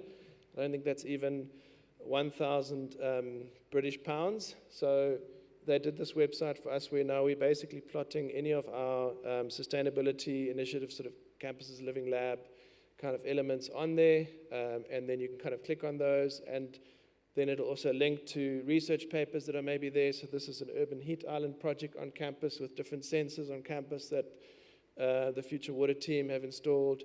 There's research papers that are there, but now you kind of create a platform that you can also create more awareness in your community around some of the initiatives that are happening on campus. And you're welcome to have a look. The link is there as well. So I talked about EVs. For some companies or institutions, switching to electric buses might be feasible. We did a a detailed feasibility study. We went through PERCO and procured a specialist to help us with this. You're also welcome to have a look. There's a 100-page study on our website that basically kind of goes through all of it, but we found that it was not for us feasible to take our 28 diesel buses and switch them to electric. Because the Eskom grid is not decarbonized, we don't have 8 rugby fields worth of space at our campus for solar PV, so we would have to plug into Eskom, and then we'd have to plug in every night. And with load shedding, we probably need a diesel backup generator, so the costs just keep accumulating. One of the EVs, so the diesel buses maybe 5 million, the EVs maybe 12 million. So 28 buses at 12 million rand, we just didn't have that type of budget to afford. So technically, financially, and environmentally, it just didn't make sense for us. But for a company like Golden Arrow in the Western Cape, for them it makes sense. They've got warehouses full of solar on the top. They're a bus company, and so for them it makes a lot of financial sense. So if you are investigating this, I think look at your specific context. Are you able to charge with solar PV? Do the financials work out, especially the CapEx, which is a lot more. So it's not always, not every solution is a good fit for everyone. And so I think that's also important for what was mentioned earlier about Mpumalanga, is you have to really understand your context and make sure your solutions are appropriate to your context. And again, there's opportunities for research for students, that kind of sharing data, sharing information, making the reports available to them. Then I'm going to touch on green buildings and why this is so important, and especially because most of us and most of our students spend most of their time in the buildings. The buildings play a really important role. So how we build them and how we operate them is critical, and how we then allow those buildings to speak to the community that is in those buildings is really important.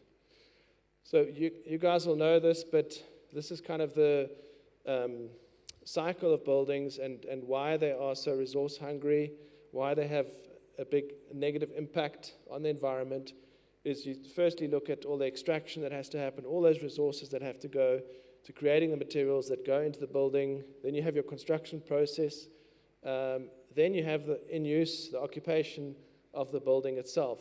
And that's really where your biggest consumption happens: water, energy, all the materials, the cleaning materials, everything that gets used in those buildings. So it's all of those, but the big focus, and this is where all of you play a role, is mostly probably in the in-use of the building.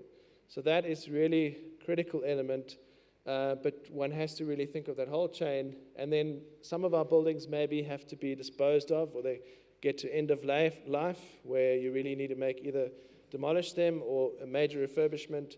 So that, again, becomes a critical decision. Do you just demolish the building and those materials get carted off and go to landfill?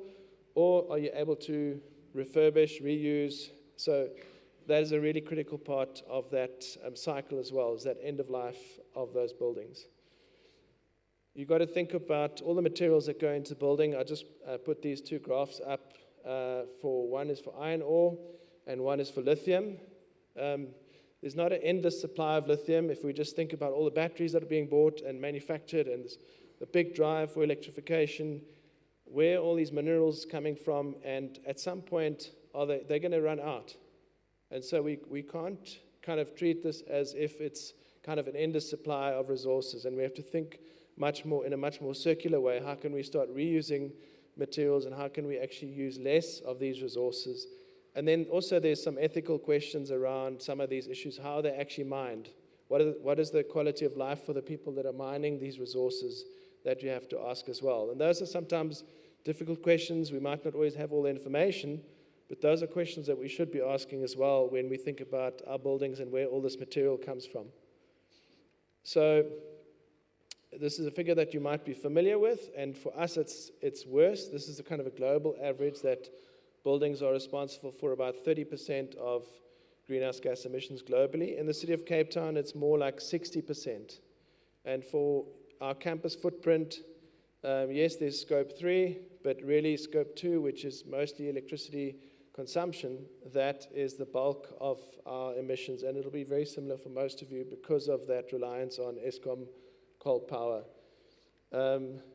So for us as a university, we grappled with this when we first when green buildings and standards for green buildings started to be developed is, do we need a standard? Do we actually use a standard? How do you actually say that a building is green or not? And do we just kind of say it afterwards that yes, this building is green? But it's quite difficult to then say, well, where is the evidence that it's green? How do you verify it? And so for us, we built one building, and the university decided they're not the new engineering building in, I think, about 2012. They decided not to use the Green Star standard. And the result wasn't great. It's very difficult to kind of verify a lot of the green credentials of the building.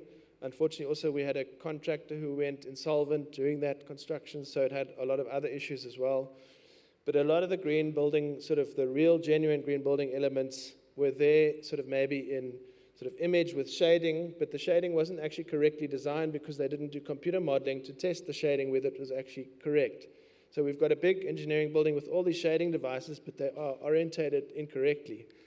So it's like you can't just have eco-gadgetry and stick on these things and think that they are actually going to work in your context. And so that's why we found the next time we went and decided, let's use the Green Star standard.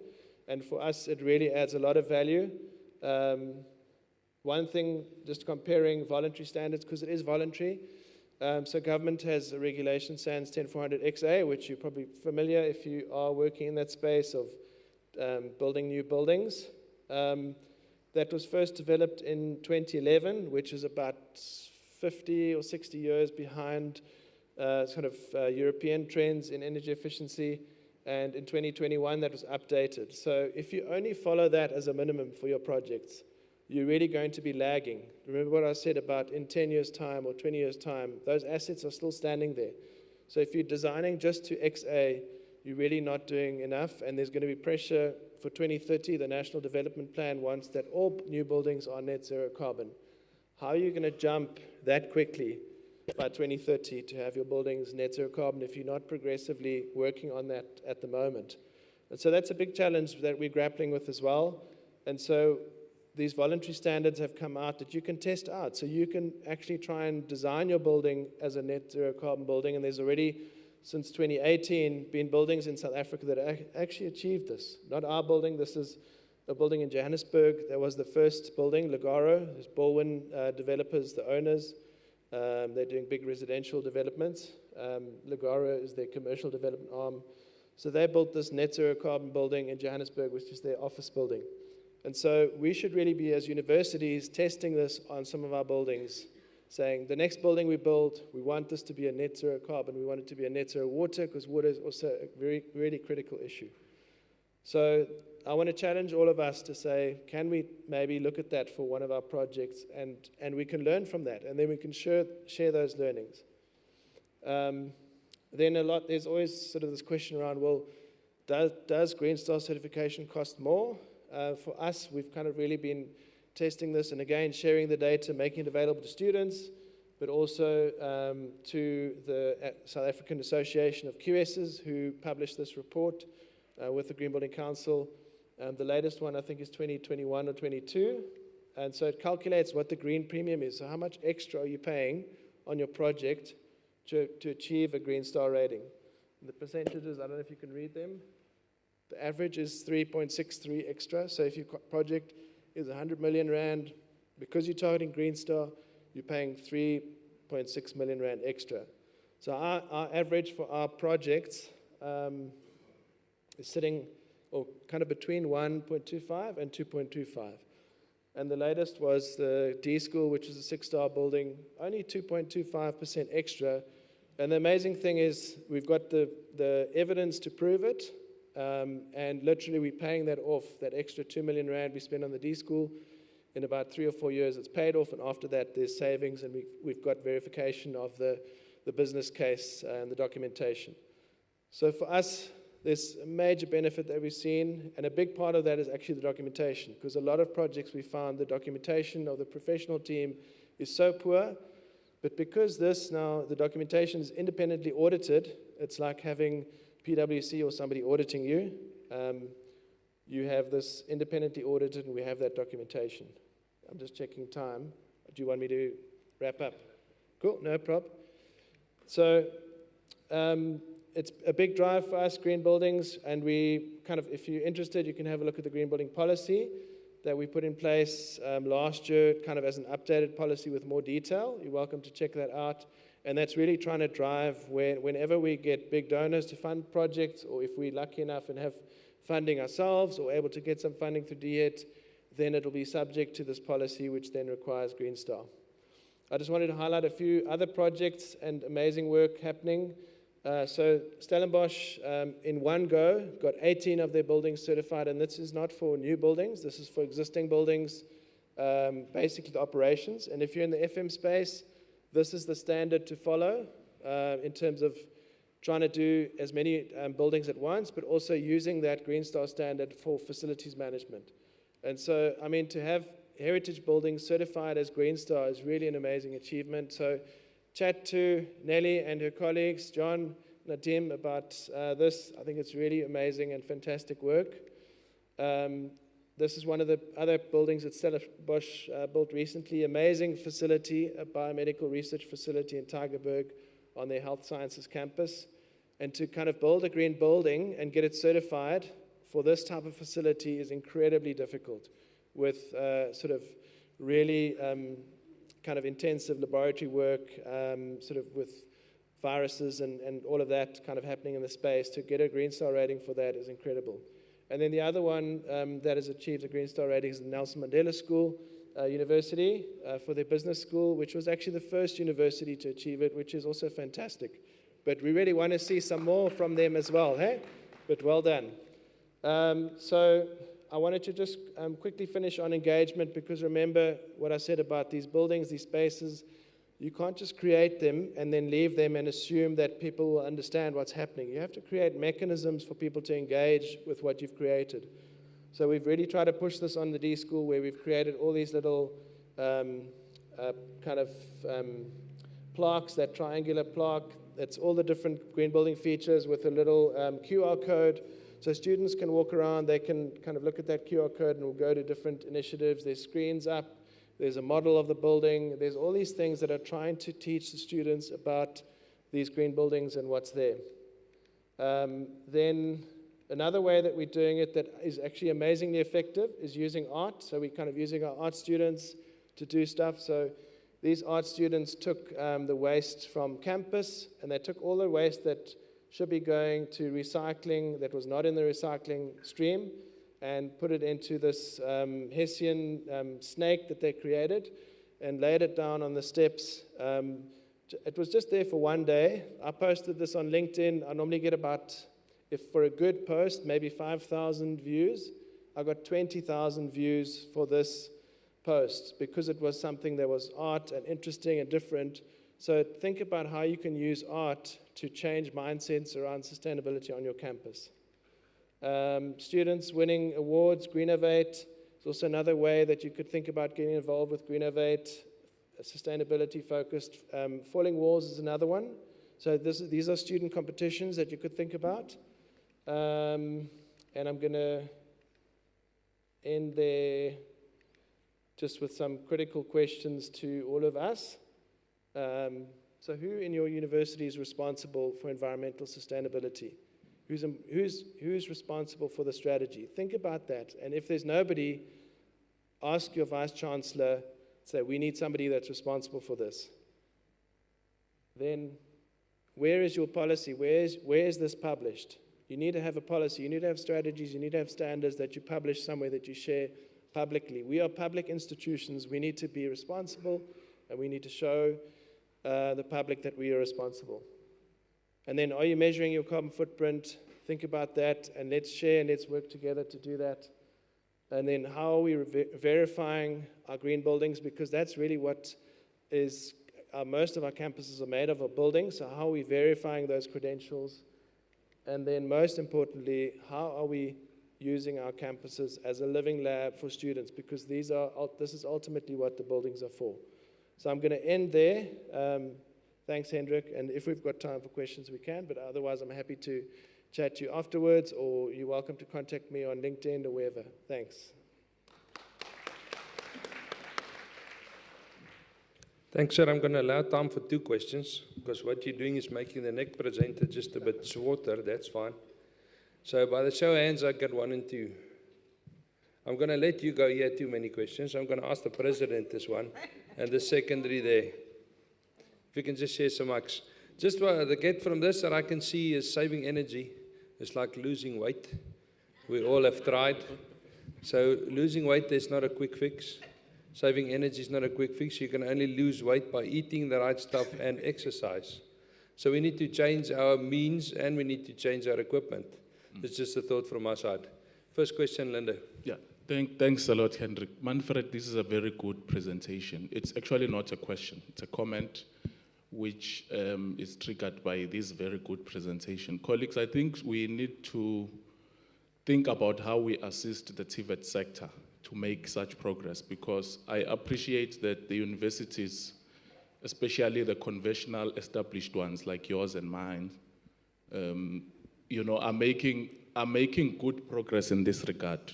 But if you look at the TVET sector and some HDIs, they are still lagging behind. And I think, now I'm speaking here as a Hefma president, as an advocate of sustainability across the sector, and not some sections of the sector, but across the board. We need to think about how do we rope in the TVET sector so that they make this progress. Because I appreciate they do not have the capacity that we have, both in the form of human resources, but also financial resources. And I think we need to think about that, because conferences like this are platforms where ideas are born. Thank you. Thank you, Linda. Just to add to that, Manfred is part of the Hefma subcommittee for utilities and sustainability. So the first session was also held yesterday. There will be news distributed, a when, where, what, who will going to be, because we need to involve everybody and learn quickly from what they've taken a long time to learn. Next question there, sir. Thank you so much, Program Director. Dumisani Ngiba from Wits University, accredited practitioner in existing buildings. You mentioned the policy that speaks to your minimum rating being the 4-star. What the policy says on your existing buildings? That's question number 1.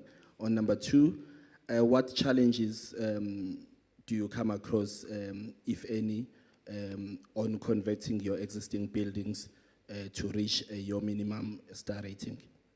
Thank you. So do you mind just repeating the last question, the second question?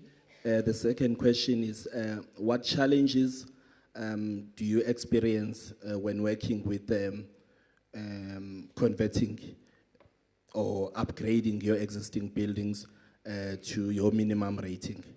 Yeah.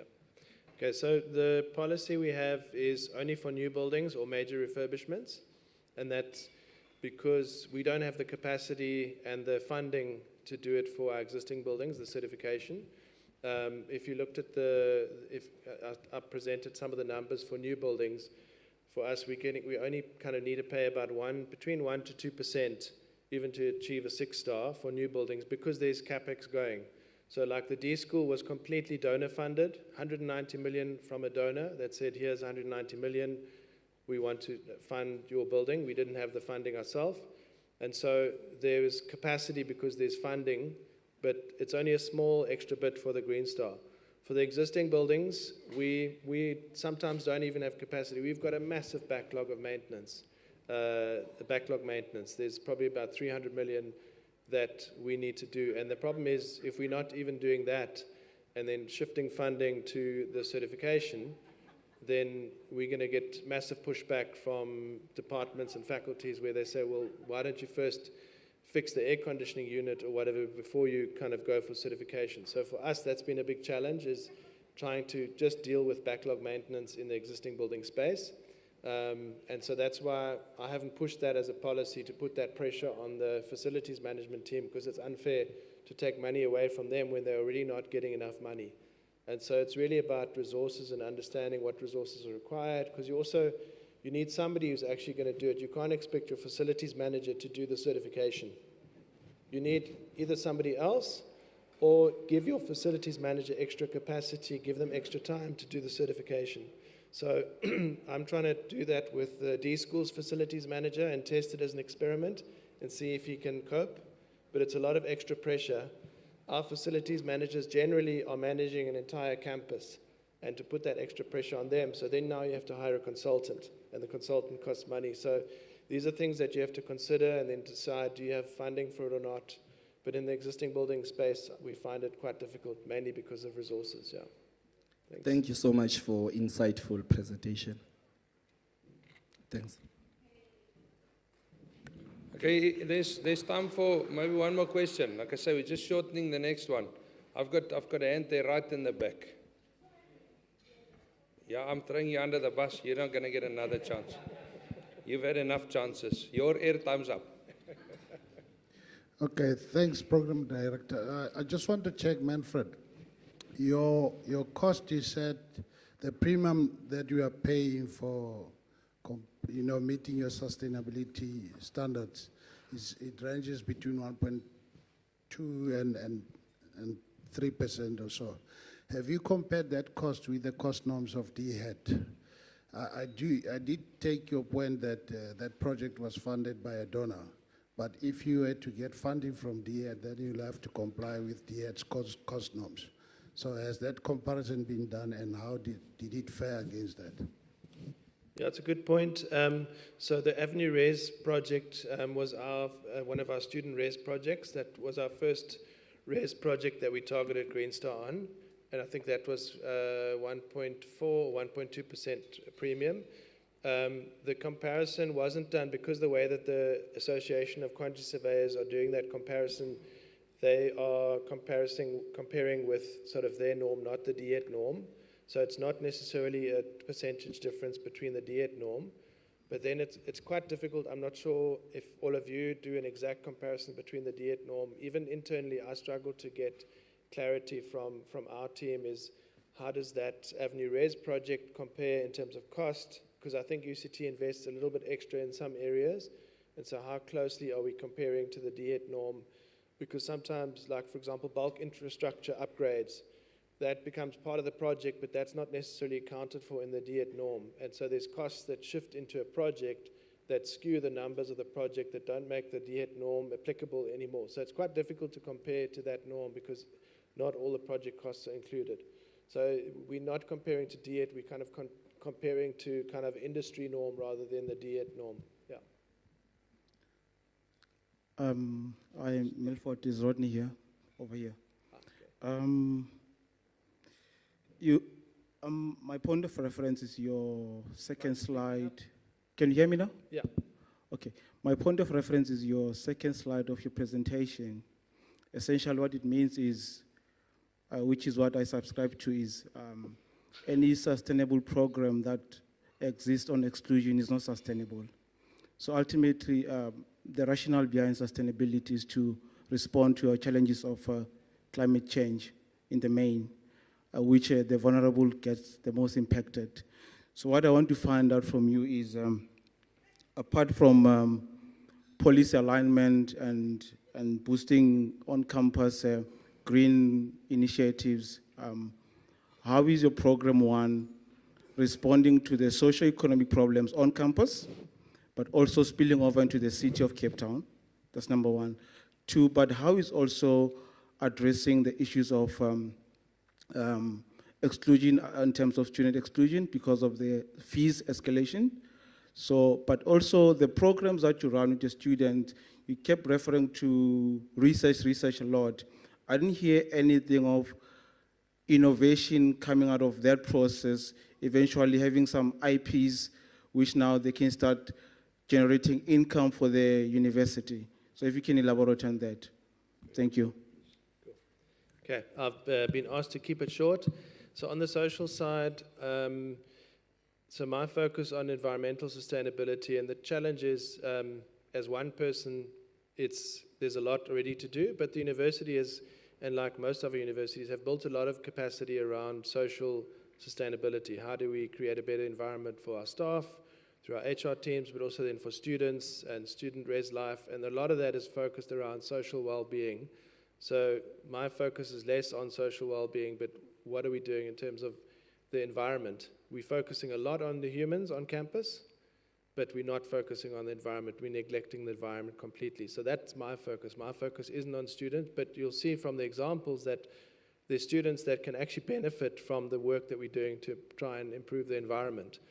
And so there are, because of the experience that they're getting, the exposure, there's job opportunities that come out of it and all of that and the research that they're doing. So I won't be able to speak to student finance policies or bursaries or the social work that's happening on campus. That's unfortunately not my domain. The other question you were asking, just remind me quickly, was? Third stream income. So one example, and it's quite hard to take research into IP into business. It's a long journey, but one example is one of the researchers is doing research on turning urine into bricks and into other forms of nutrients and into fertilizer. And so that's something that's moved now from just being research into our sort of IP team that is trying, then kind of sets the legal framework and in turn sort of incubator for business. And so, I mean, it's quite funny and interesting because we ask students to come and donate their urine. We collect the urine and we then are making bricks or tiles out of that. But that one day hopefully can become a business. But interestingly enough, the researcher isn't interested in the business. He loves to research. So maybe the business will be owned and managed by somebody else. But yeah, that's just an example.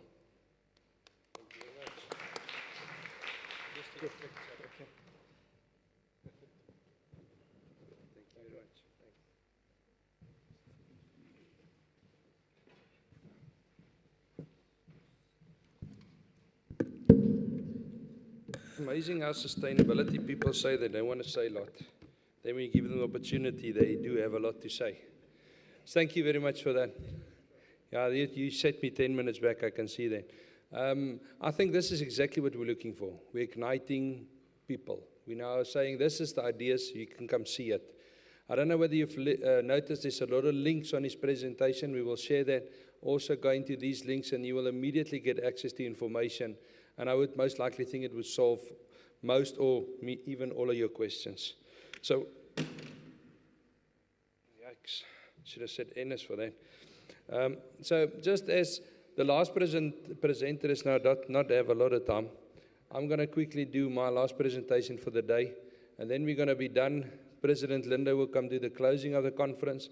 Then after that, we're going to head for lunch and what.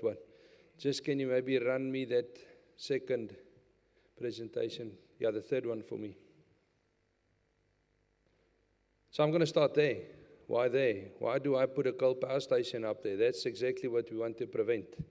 Unfortunately, like I just said now, it's like losing weight. We're not going to get rid of these immediately because we still need them.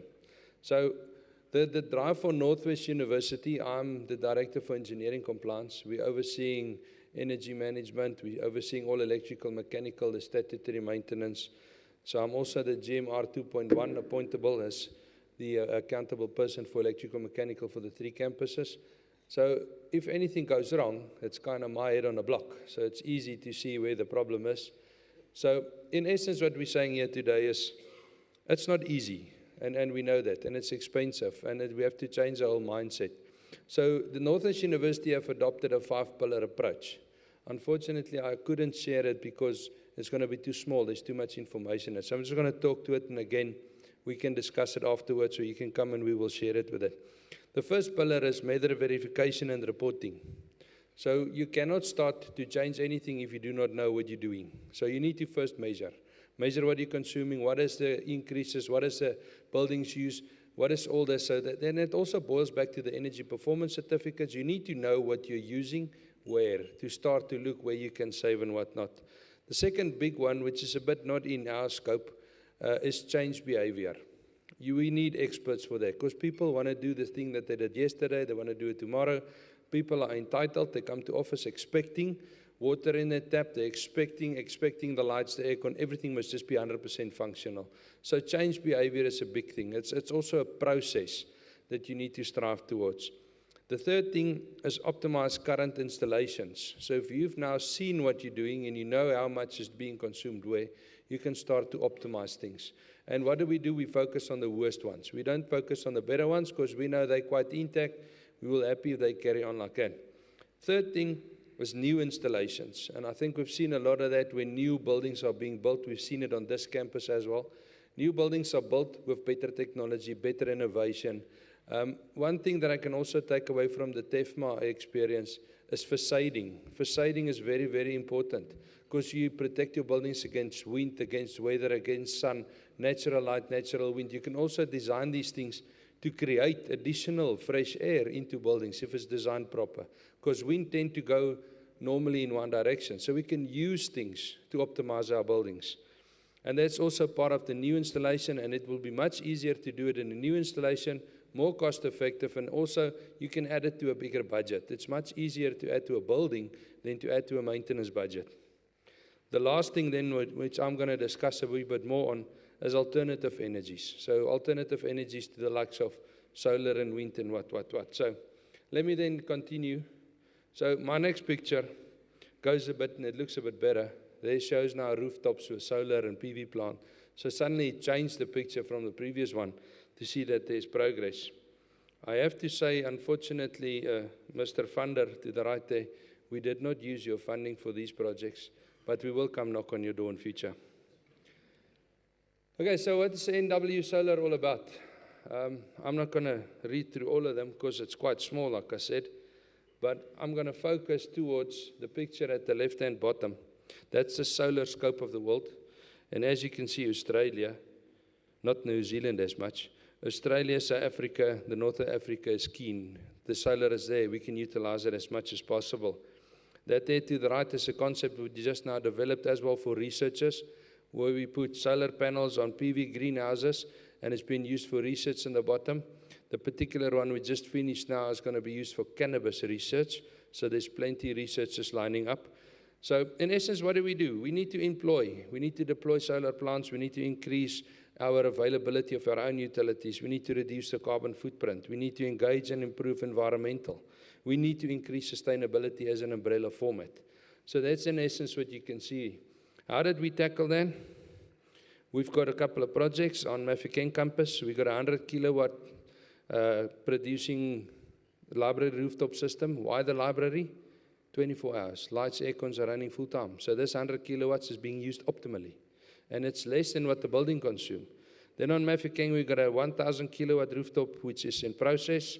We've got on Van der Bijl a 385 kilowatt structure, which is already complete. In Potch, we've got a phase 1 and a phase 2. The 1,000 kilowatt is already completed, and another 1,000 kilowatt is currently in process. We just employed the service provider just before the conference. And then there's another K block of 500 kilowatts. So if you look at the total, it's almost 5 megawatts worth of solar. And it's not still going to be able to sustain the campus. So we still need normal utilities. We still need that fire-burning coal station of Eskom. And, of course, we still need emergency power. Because what happens if it's dark? Then these things are not producing. We haven't installed any form of battery. So this is just direct grid tie into the buildings. Then we've also employed a 30% electrical capacity in each new project. So that must be provided by renewables. And then also remote monitoring. Like I said, we need to see what are we doing. Is it making a difference? Are we spending the money well? And are we not? The total capital for this is about 150 million rand, which has been approved from council from strategic funds, as we will also hit hard by load shedding like all of you. And this will really assist us in load shedding because we've got a centralized generating plant. This will be a reduction on emergency power supply, which will be a huge saving in diesel. There is the rooftop photo of Potch, Van der Bijl campus, Potch campus, 100 kilowatt solar plant, same idea. We've already saved 3.2 million rand. It's installed for a year and a half because this thing is running optimally. Every day we're producing, every day we're taking a saving on that. There's the 1 megawatt plants that are in Potch campus. It's a decentralized system, which means we put it where we can. We feed them into the buildings. All of this feeds into the internal grid. Nothing goes out to council. There's still no deal or affordability or contract with the council to feed out. So everything that we build is feeding in-house. This is the system for pots, and this is just coming directly from the inverter, so you can pull the data directly. Then you can see which system is providing what. It's organized. There will be lots of Power BI things. There's lots of means to display the energy that we are creating and that we're saving, and also then the savings that we create. This is Van der Bijl campus, the rooftops, and for this project we utilized the parking area, and we some of them deployed car parks, which the staff was keen to rent from the university to at least have their cars in a shaded area as well. So we got a deal benefit. We got a savings on electricity and a small bit of income for renting out our car parks. And then, like I said, but luckily this is where I can save time. Most of you have seen it. We've got a central emergency power plant. On Potch campus alone, it consists of 8 1-megawatt generators, diesel burning generators. Last year, during COVID, we consumed 80 million rand worth of diesel. So there goes the good carbon footprint initiatives out the window. Thank you, Eskom. So there's some of the pictures of how do a centralized system work. I'm not going to go through that now. Then we've also invested in smart lights. That's our auditorium, 1,500 seats. That whole system, the lights runs off 2 truck batteries. So if our power goes off, the light stays on. It's dimmable, it's controllable from the stage, control room, everything. So there's lots of new initiatives that can be deployed. This is what we've done. We're busy with the EPC process, but what we've also done is we've used our energy metering data to compile our own in-house EPCs so that we can have a bit of a benchmark to see where are we heading. And we also need to get all this data any which way ready for the external parties to verify. So we've created for each and every building of ours one of these EPC forms, and then we've graded our buildings, and we haven't done bad. So already we've seen buildings that's performing bad, and we tended to them already. Right, energy reporting. I'm going to leave that section, it's straightforward. So we utilize the data then just to report onto that. So that is the end from my presentation. So luckily, since I am the program director, I don't think I'm going to allow any tricky questions for this presenter. But if there's one that really want to ask one question, the last question before we close this conference, excluding the lady from Northwest there. Okay, looks like there's no questions. And thank you very much. Thank you very much for being a great audience today. I appreciate it. President Lindo, I hand over to you.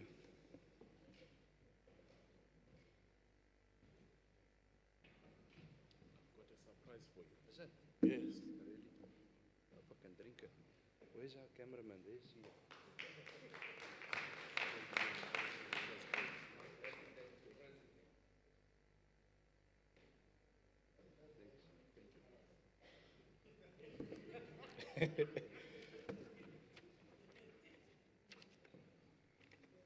I had to bribe him before he steps down to the floor, because in an hour's time, I'm stepping down for him.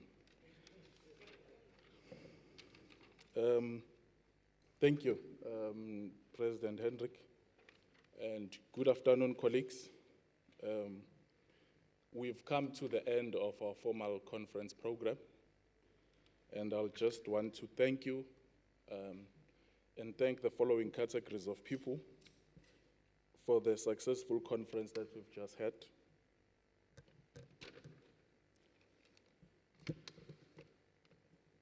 Firstly, I want to thank the executive committee,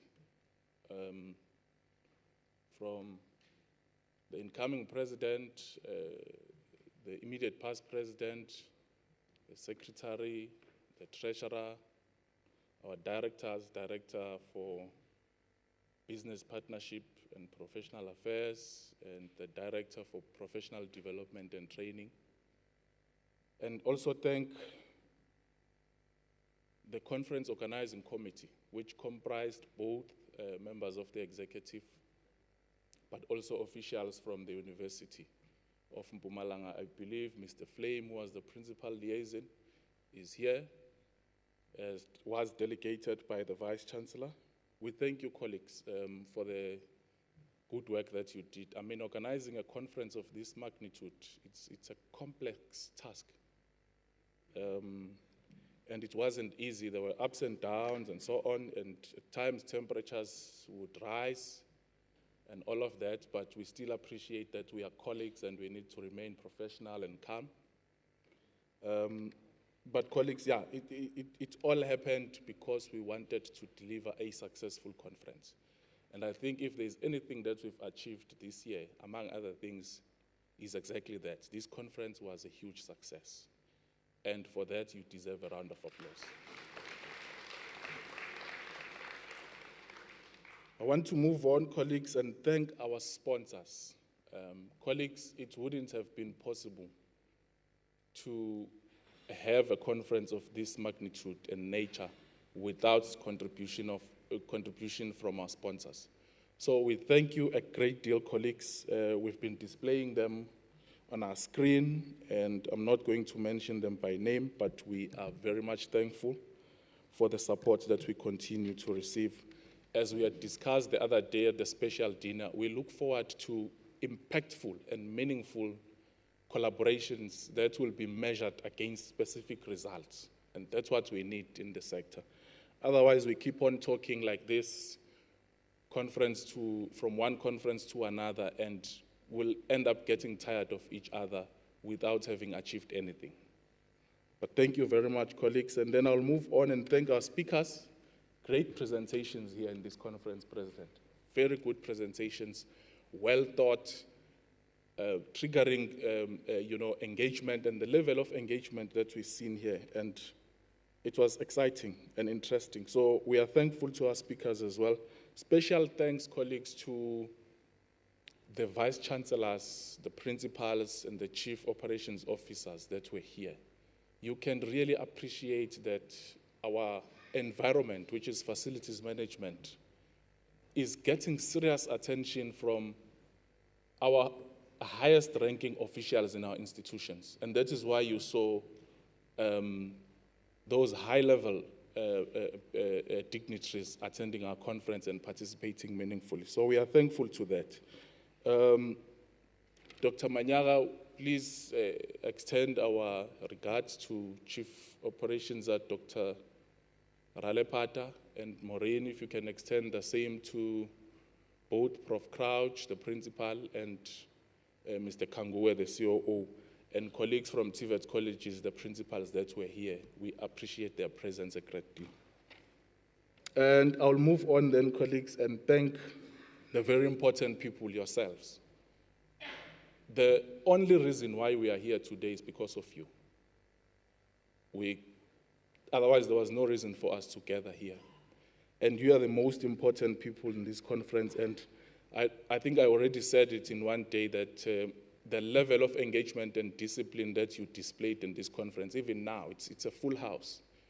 You know, it shows the seriousness that you accord this particular conference. If it was any other event, I mean, given that we are at close proximity to amenities like bars and so on,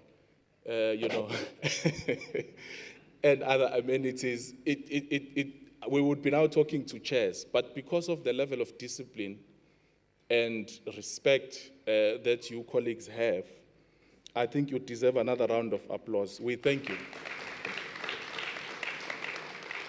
And I just want to say that we love you a lot. And this comes from the bottom of our hearts. You are very special people. You are amazing. Thank you very much, colleagues. Colleagues, just before I step down from the podium, before the actual step down from the position, let me make a few announcements. Firstly, lunch will be served at the canteen. That 2-minute walk. We'll take that 2-minute walk down the driveway, and then we'll have lunch there. The AGM, colleagues, is taking place at the conference center where we had the institutional members forum meeting on Monday, and institutional members are going to be shuttled and from the canteen to the conference, to the AGM venue.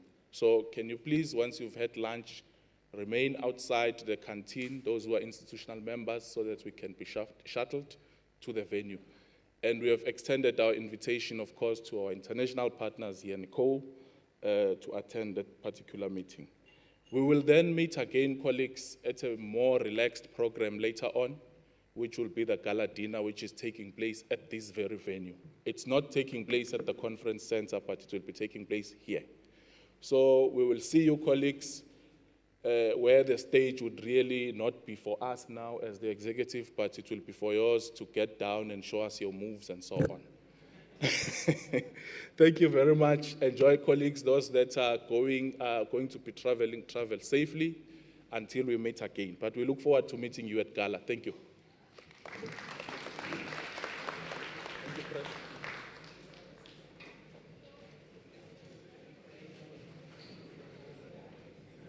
Thank you, everybody. That concludes everything. Just again, thanks for everybody. The conductors we had on the buses, the tour, the trip, everybody that smiled. It's really nice meeting all of you. See you by the gala.